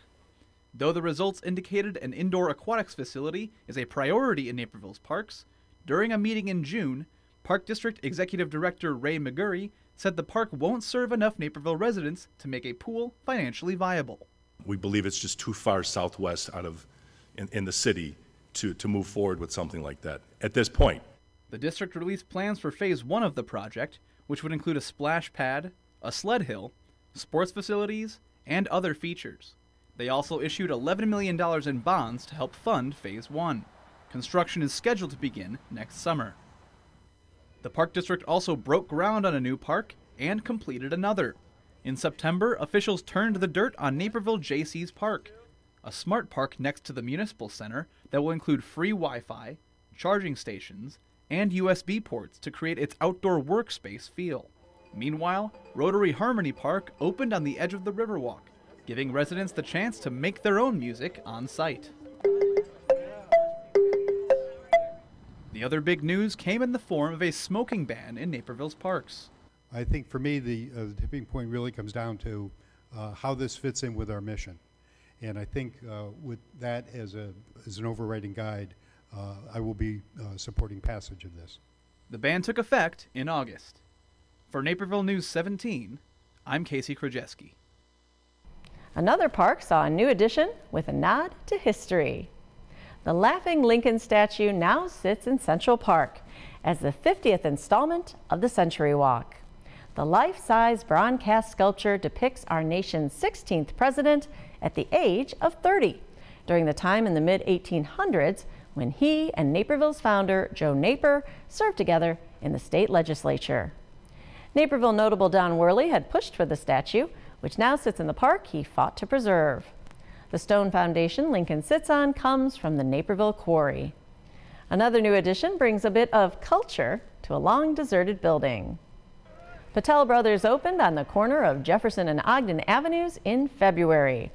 The Indian grocery store took over the space once owned by Menards, which had sat vacant since the early 2000s. Now it's filled with the food and flavors of Indian cooking.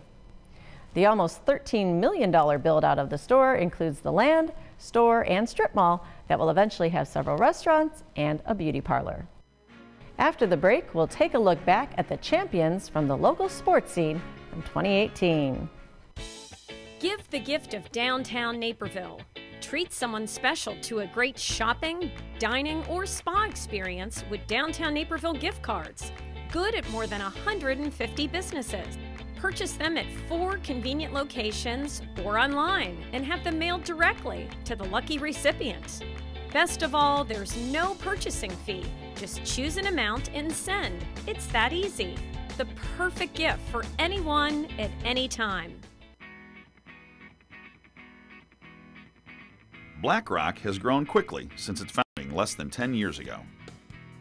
At Black Rock, you cook your steak on a sizzling 755-degree volcanic rock to your exact liking. You can also enjoy all kinds of seafood on the volcanic rock, so each piece is seared to perfection and piping hot as you eat it.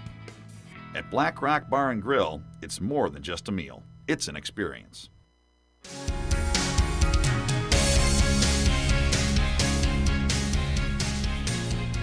It's been quite a year for the Naperville high school sports scene, with 6 teams bringing home state titles and 3 more earning runner-up trophies. Starting back in March, the Warriors Hockey Club took a trip up to the United Center for the first time since 2014 to compete in the combined state championship tournament, where they brought home the 2nd place trophy. Next, it would be the Naperville Central boys water polo team, who was ranked in the top 3 for most of their season. They competed against Fenwick and won handedly, 13-5, to raise the championship trophy. Also in the spring, 2 Naperville North girls teams brought home trophies, with the badminton team placing 2nd at state and the track and field team taking 1st place behind a dominant performance from hurdler Hallie Bieber. Neuqua Valley got a taste of winning state titles in the spring thanks to their boys track team bringing home the state title for the first time in school history. The boys volleyball team placed as the state runner-up, which is the best finish in program history. Now on to the most recent titles from the current school year to round out an epic year of sports. The Naperville North girls cross country team three-peated as state champions down at Detweiler Park.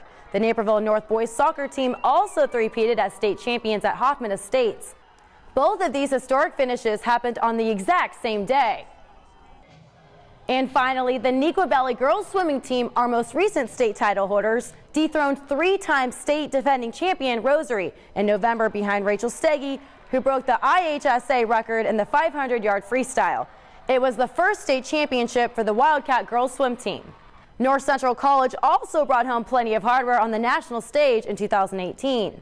In the spring, the men's outdoor track and field team came just a single point from winning the national championship, but still earned the runner-up trophy. This fall, the women's triathlon team repeated as the Division III national champions, giving the Cardinals 2 national titles in just 3 seasons as a program. And the North Central men's cross-country team dominated the national meet again, winning the national championship for a 3rd straight year. Druville Patel finished his senior year by winning the individual title as well. With all the history made in Naperville sports in 2018, we can't wait to see what 2019 will bring. Back to you, Kim. Thanks, Stephanie. New episodes of Naperville Sports Weekly return on January 6th. Our police force came out in force this year with a new campaign called A Safer Naper, offering tips each month to help keep our residents better protected. But our first responders did a pretty stellar job of that on their own, racking up some amazing rescues in their work this year. Naperville firefighter paramedic Carl Schultz took a life-saving plunge this April when a car entered a retention pond off of Winding River Drive. The car's occupant was able to get out of the vehicle, but was clearly still in trouble. Schultz dove in, grabbed the man, and pulled him to safety. He didn't learn his name before the man was taken away for medical treatment, but extended this offer. If I do meet the gentleman, he and I are going to head over to the Y, and we're going to learn to swim together. This heart-stopping video from May captured our next rescue. A toddler got out of the house unbeknownst to his parents and was running alongside Route 59. That's when Sergeant Anthony Menino spotted the youngster just north of North Aurora Road, parking his car and pulling the child to safety. Menino was presented with the Naperville Police Department's Life-Saving Award for his act of heroism. When Officer Matt Manuth pulled up to the scene of a car accident on Memorial Day, he discovered that it was a deer that needed rescuing. A pregnant doe had been struck and was giving birth. Though the doe passed away, thanks to the help of Manuth, her fawn made it through. Oaken Acres Wildlife Center took her in, mended her leg, which had been broken in the collision, and nursed her back to health. And that's it for our year in review. Thanks so much for watching. We look forward to bringing you more stories in 2019. This week's Naperville News 17 is brought to you in part by the following sponsors.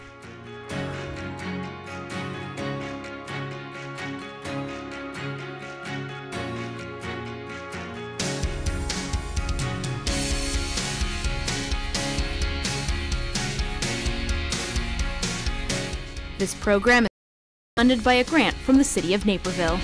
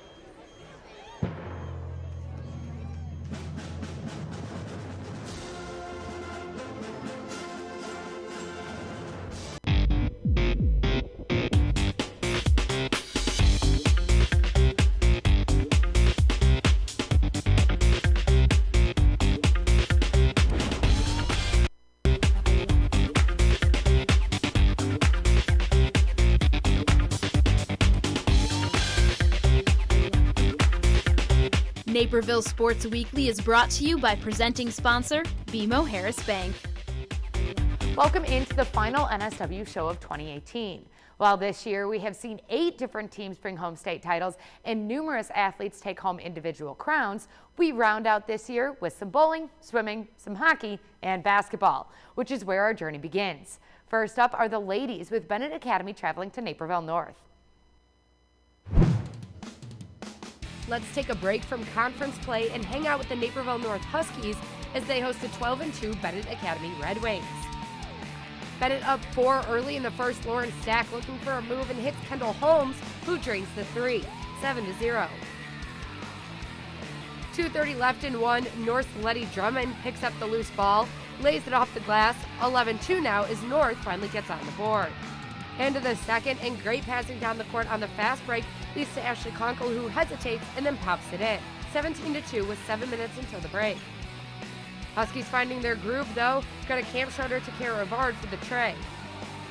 About 2 seconds on the clock, a rolling ball to Sarah Lockridge, who takes one dribble and a leap of faith, only for her to swoosh the half buzzer beater. Going into the break, Bennett leads 28-10. In the second half of the game, it was more of the same. Bennett passing around the key leads to Lindsay Rogers, hitting the corner 3. Bennett would go on to win 51-25. Our main goal was to stop Greta. Obviously, she's their best player, and I really think that we did a good job of that. Kendall Holmes and Kendall Moriarty both really stayed on her. And the minute that we shut her down, we also broke down their 1-2-2 defense, and I think we did really well offensively on that. Now over to the boys' side, where we start again with the Red Wings, this time facing off against an ESCC opponent. It's pajama night at Bennett Academy as they face off in an early ESCC matchup against Montini Catholic. But trust me, no one is sleeping on the court during this game. Right after the opening tip, the Wings get to work. They move the ball quickly, and Kendrick Choa hits Will Angles for 3 to open up scoring. 11-6, still Wings in 1. They swing it around the arc and then across to Angles, who knocks down 3 of his 13 points on the night. 14-6 now with 3 to play. Seconds ticking down in 1. The defense collapses on Colin Crothers, who feeds it out to Trevor Casimir on the corner for an open 3. Early in the second quarter, Choa just slams this one home for 2 of his game-high 18 points. Wings lead 30-15. 30 seconds left in the second, and the three-point shooting barrage continues. Angles drives, drawing in the defense, and then kicks it out to John Golden for the triple. 45-27 at halftime. With 5 players hitting double figures on the night and Choa leading the way to the basket like with this, it's no surprise that the Wings defeated Montini Catholic and look towards their next ESCC matchup against Marist.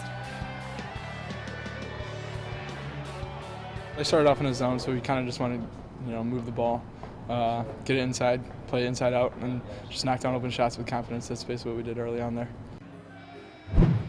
Naperville Central playing its first home game of the year and trying to get off the schneid after starting the year 0-7. Neuqua Valley looks to get off to a 2-0 start in DBC play. Early in the game, Neuqua Valley looking to get sophomore John Filakaitis some looks, and this is why. He buries this one to put NV up 3.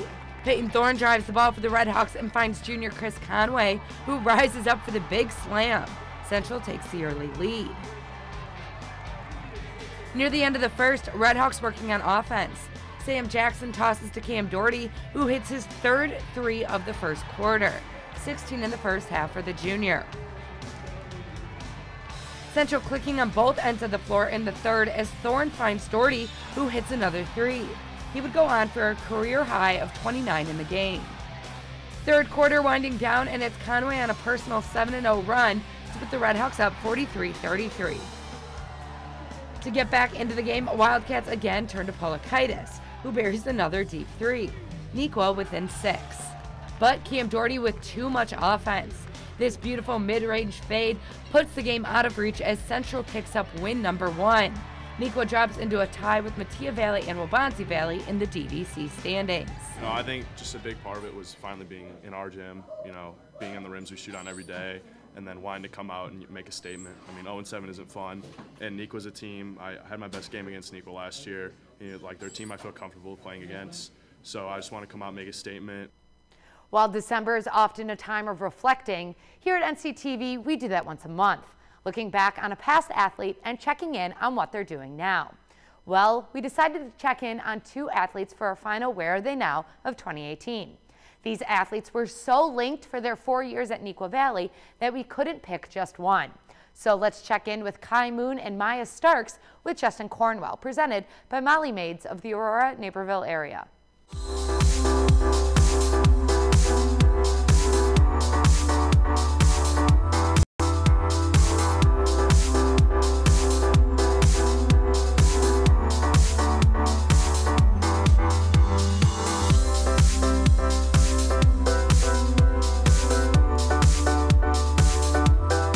Traditionally, when we do the Where Are They Now segment, the focus is on a single athlete. But with this installment, we look back at a pair of former Nequa Valley girls basketball players that are nearly impossible to separate. Kai Moon and Maya Starks both began playing on the varsity team as freshmen in the fall of 2012.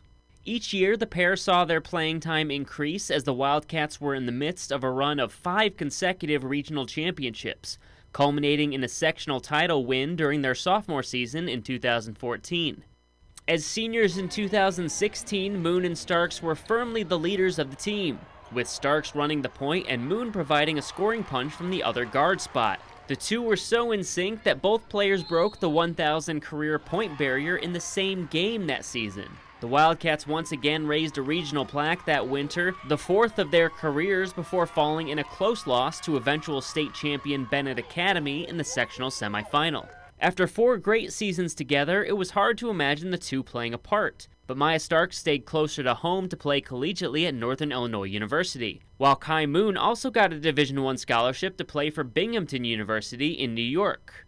Now in their junior seasons in college, both players have entrenched themselves in their respective starting lineups. Starks is back in action after suffering a season-ending injury in January of her sophomore season. Working up near the top of the key, Courtney Woods will come around now. The give, and from the foul line, smooth as silks.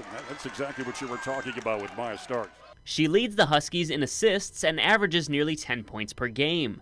Moon was a preseason All-America East Conference pick and showed why, averaging nearly 12 points per game to start the year before suffering an ankle injury 6 games into the season. Although their paths diverged on the collegiate level, these two Wildcat greats will always share a bond through their time with the blue and gold. For Naperville Sports Weekly, I'm Justin Cornwell. Still to come on NSW, we roll down the lanes with boys and girls bowling.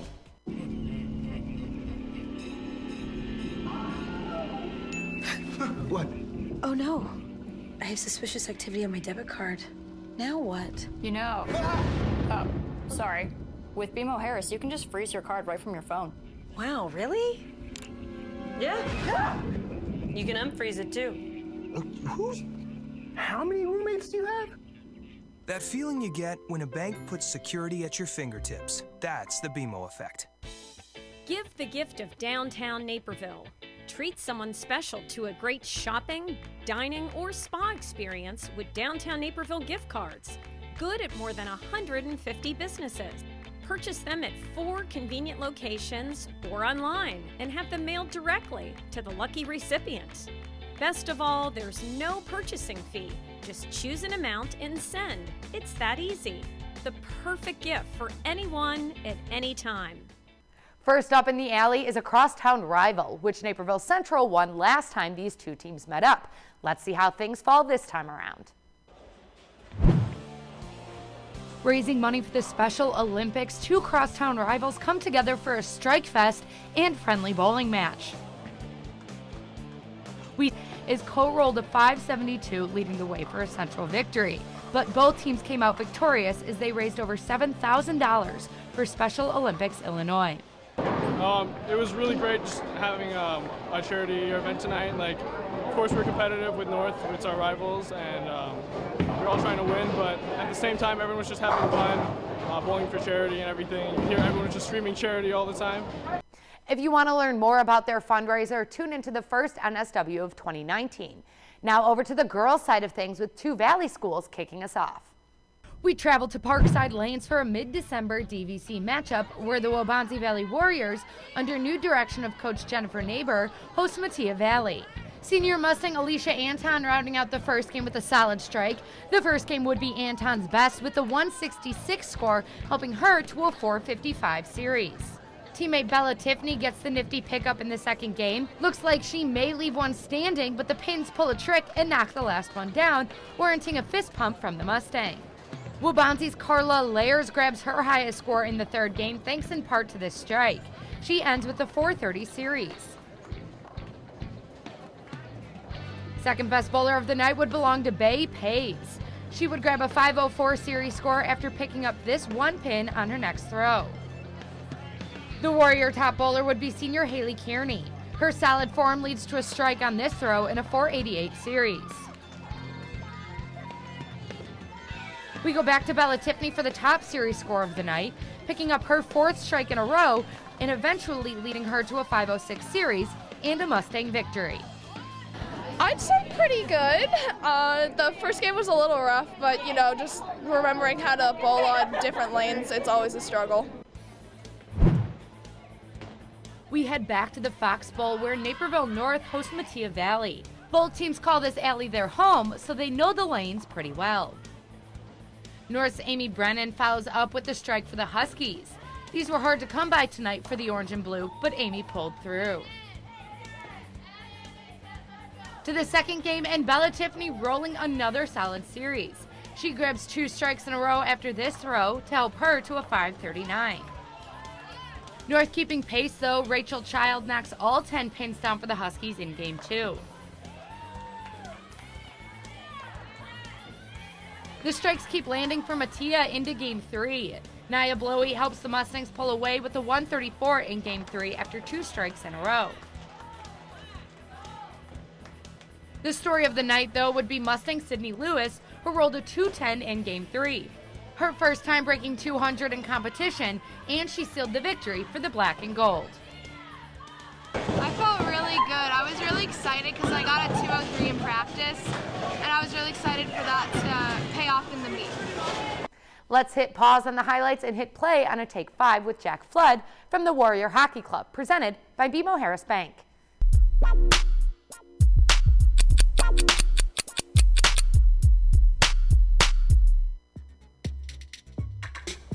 I'm more of a dog person. We had to kind of dog sit my uncle's dog earlier in my life, so I got kind of used to having dogs around the house. To be a civil engineer, I think that's what I most likely am going to major in college, so I think to get a job in that field would be pretty cool. I think just making the varsity team my sophomore year. At first I was on JV, then eventually I got called up to varsity, and that was a big deal for me at that time. That was pretty exciting. Snapchat, I like to talk to my friends a lot. The guitar, I think that's pretty cool, and it has to do with a lot of different types of music.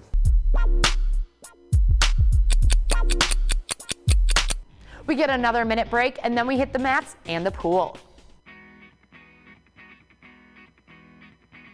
Black Rock has grown quickly since its founding less than 10 years ago. At Black Rock, you cook your steak on a sizzling 755-degree volcanic rock to your exact liking. You can also enjoy all kinds of seafood on the volcanic rock, so each piece is seared to perfection and piping hot as you eat it. At Black Rock Bar and Grill, it's more than just a meal, it's an experience. NCTV17 is your nonprofit community TV station, keeping you informed and connected in many ways. Thanks for joining us for this week's Naperville News. You might tune in to our weekly newscasts or receive free daily news and sports updates in your email. Or perhaps you enjoy watching community events or any of our original series. Welcome to the Naperville Moms Network. It could be that you've been on our set in our studio as a guest in one of our talk shows. Or maybe your son or daughter has appeared in a sports highlight or live broadcast. Or someone you know has been featured in Sports Story Sunday. No matter how you connect with NCTV17, whether on air or online, we know you value local television coverage, and we value your continued support.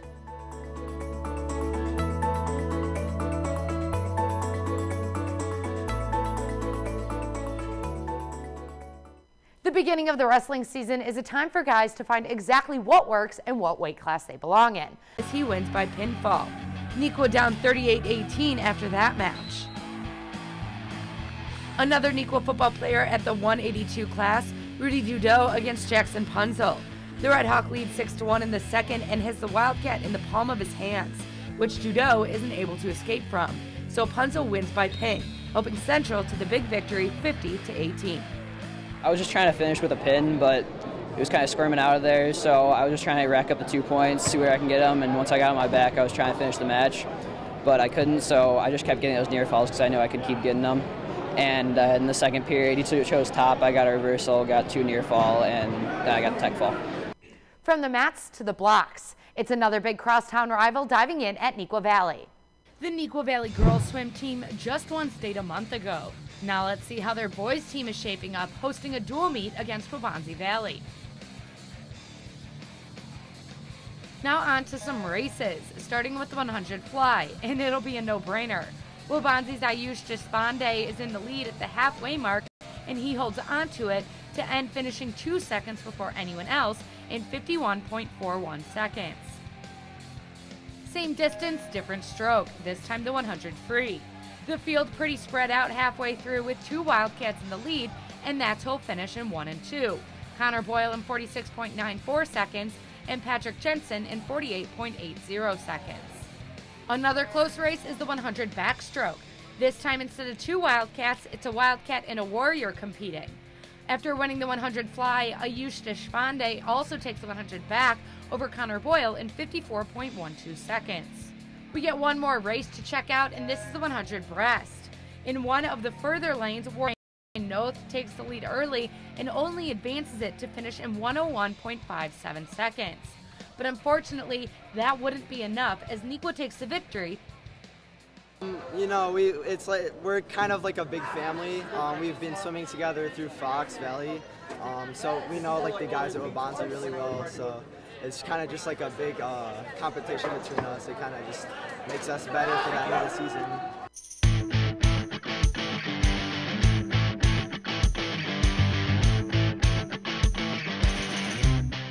This week's top highlight comes from the hardwood at Bennett Academy. Opening up ESCC action, Kendrick Choa was all over the court, leading his team in scoring.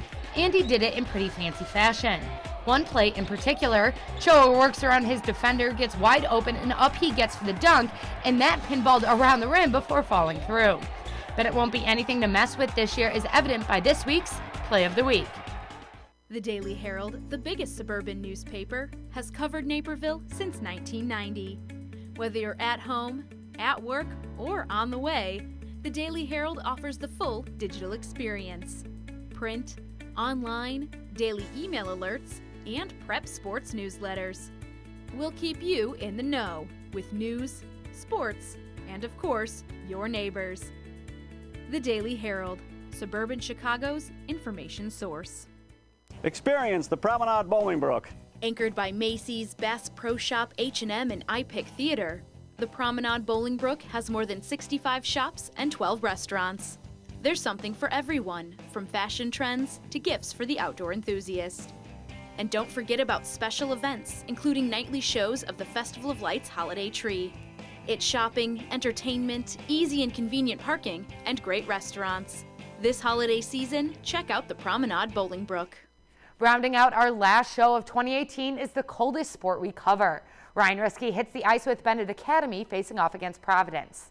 Showdown at Seven Bridges. Rivals Providence Catholic and Bennett Academy square off as they sit in 4th and 5th place in the CCHL respectively. Red Wing Will Salmons leads the conference with 25 points. Scoreless midway through the first, the Celtics force a turnover creating a 2-on-0 break. Peyton Bowditch slams it home and Providence strikes first. The Red Wings have a power play a few minutes later. JT Kelly's shot is saved, but Luke Bentley blasts the rebound over the glove of Luke Krasinski to even this game at 1. The Red Wings are on a power play with 6 minutes remaining. They get the puck to the front of the net, and after a mad scramble, it's Will Salmons from the slot, putting home the go-ahead goal, his 11th in CCHL play, and the Red Wings lead 3-2. The Celtics head to the power play with 2 minutes remaining as they look for the equalizer. Tom Davis with the cross-ice pass to Vodich. His shot is saved, but Tom Zach with the net front presence to finish it off, and that sends this game to overtime, tied at 3. Fast-paced action in overtime. JT Kelly waits patiently to enter the zone, and then he snaps the puck over Brzezinski to win it. The Red Wings take this one in thrilling fashion over their rivals as they move into 3rd place in the CCHL standings. I just crossed the blue line and skated right and shot over his glove. I didn't really know what was going in until I saw the net move. It was so awesome celebrating with all the fans. We stick with Ryan Riskey for girls hockey as well. The undefeated Naper Valley Warriors face off against Fenwick.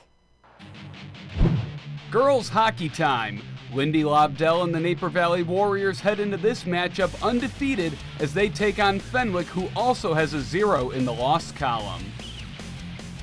Less than a minute into the game, Lindy Lobdell shows off her skill, going the length of the ice, undressing some defenders and roofing the backhand past Lena Flores to open up the scoring.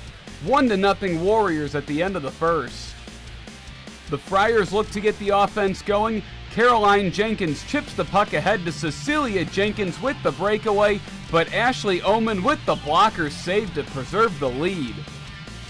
3 minutes later, Lena Flores makes a save, and now here comes the 3rd breakaway of the period for the Friars, and this time they capitalize. Elena Kaiser ties the game at 1 as we head to the 3rd period.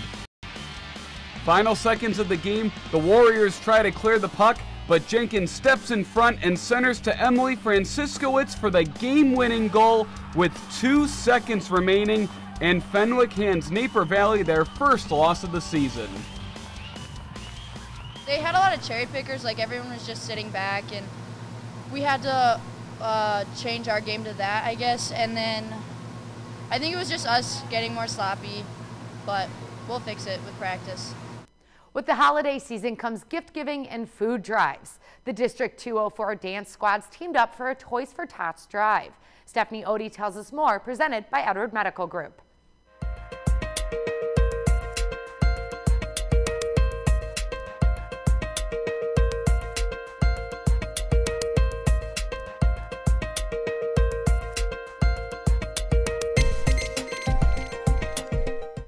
The 3 Valley dance teams are coming together to kick for a cause.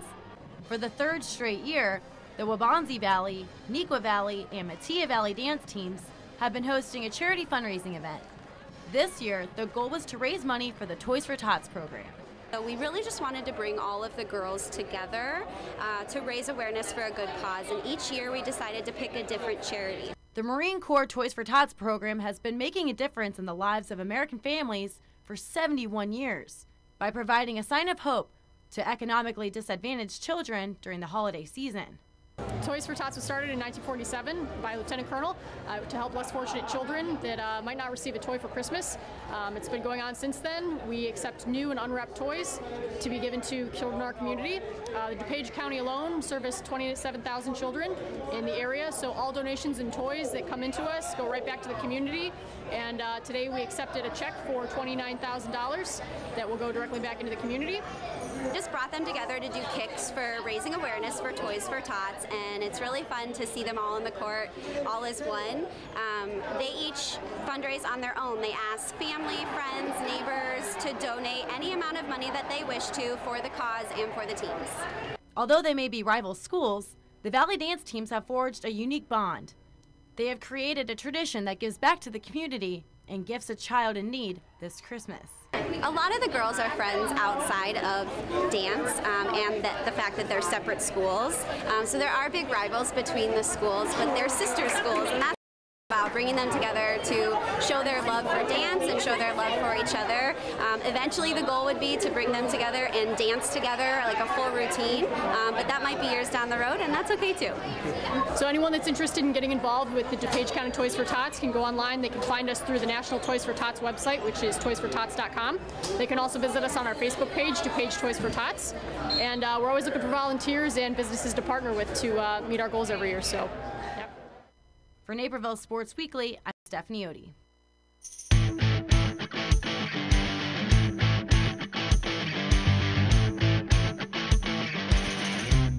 Suit up for this week's Girls Play of the Week.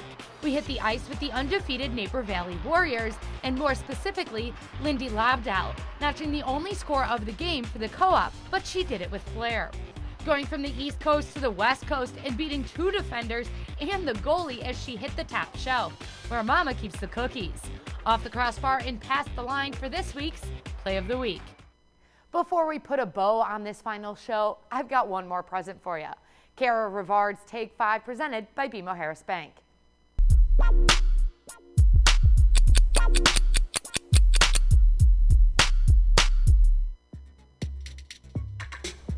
Probably to be a college coach for basketball. Colorado, every year my family would go there to go snowboarding. I don't know, probably go on a lot of vacations. I'd probably buy a dream car or a dream house. Vacuuming, which just takes a while. Probably the power to refill things, like if I was feeling a little broke, I could refill my bank account.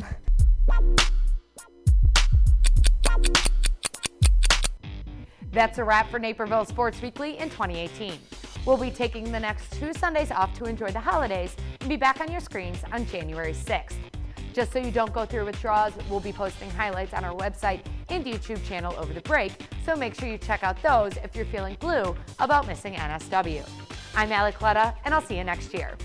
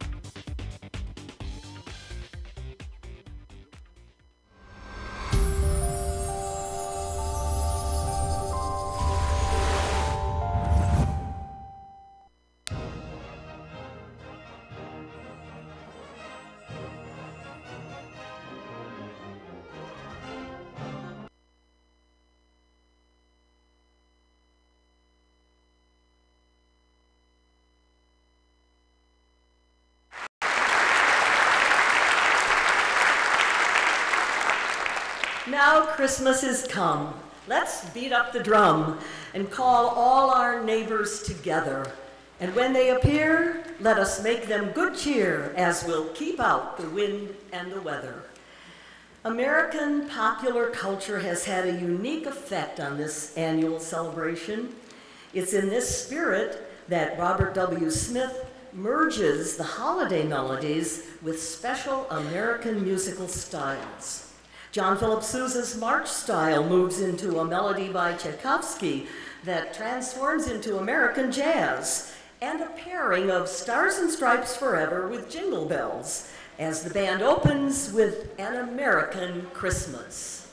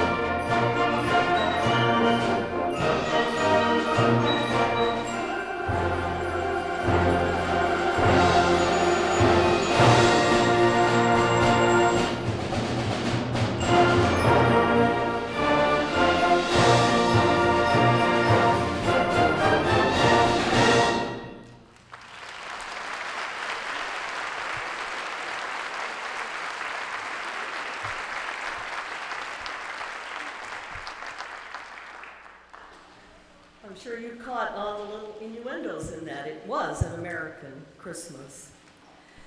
'Tis the gift to be simple, 'tis the gift to be free. 'Tis the gift to come down where we ought to be. The flute choir brings the music of this old Shaker dancing song in an arrangement by Ricky Lombardo, acknowledging that at Christmas time, we should remember those simple gifts.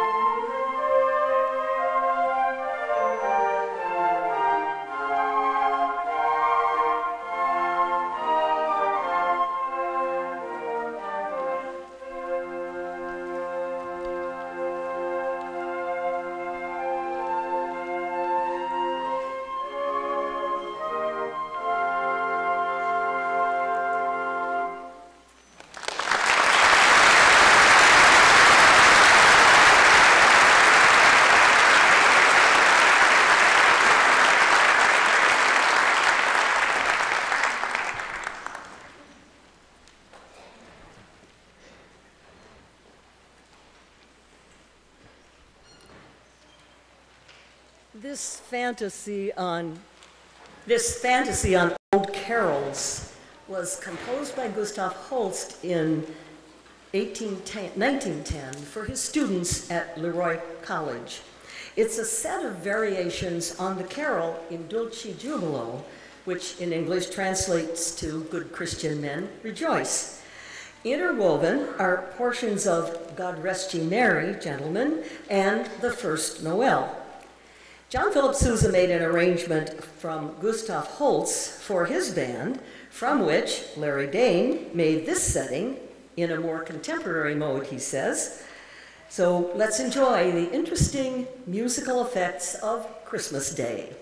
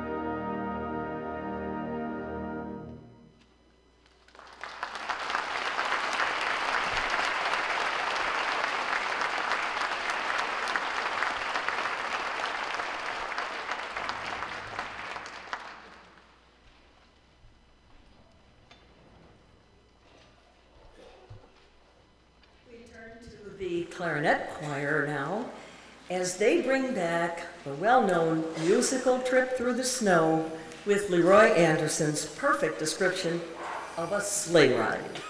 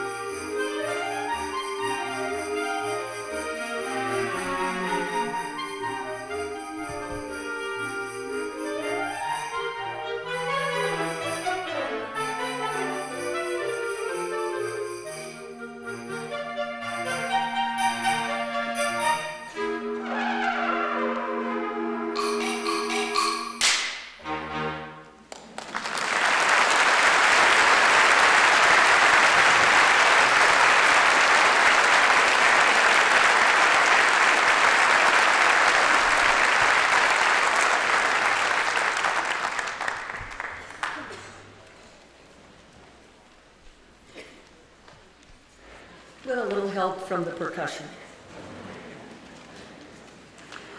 Well, this setting of the traditional melody known during the holiday season as What Child Is This?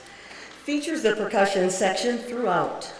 We are drawn into a traditional Irish celebration, beginning with a mysterious solo statement of the first lines of the carol and leading to a very exciting conclusion.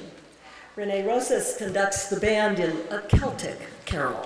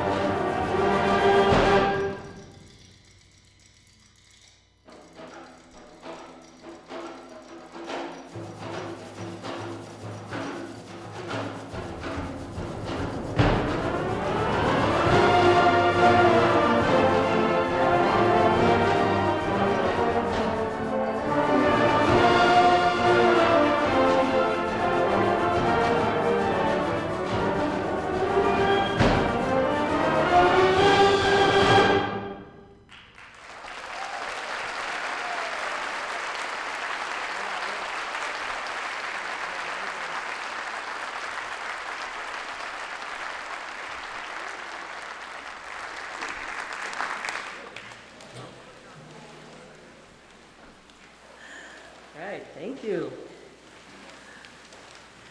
A Charlie Brown Christmas was the first primetime animated TV special based on the comic strip Peanuts by Charles M. Schulz. It debuted on CBS in 1965 and has been aired in the USA every year since, now on ABC. I think it's coming up this week. I think I noticed it. The program has won both Emmy and a Peabody Award. The soundtrack by Vince Guaraldi has become as well known as the story itself. The song, Linus and Lucy, has come to be regarded as the signature musical theme of all the Peanuts specials, and Christmas Time Is Here is one of the most popular Christmas tunes today. Those two songs and O Tannenbaum are featured in this arrangement by John Moss, Christmas Time with Charlie Brown.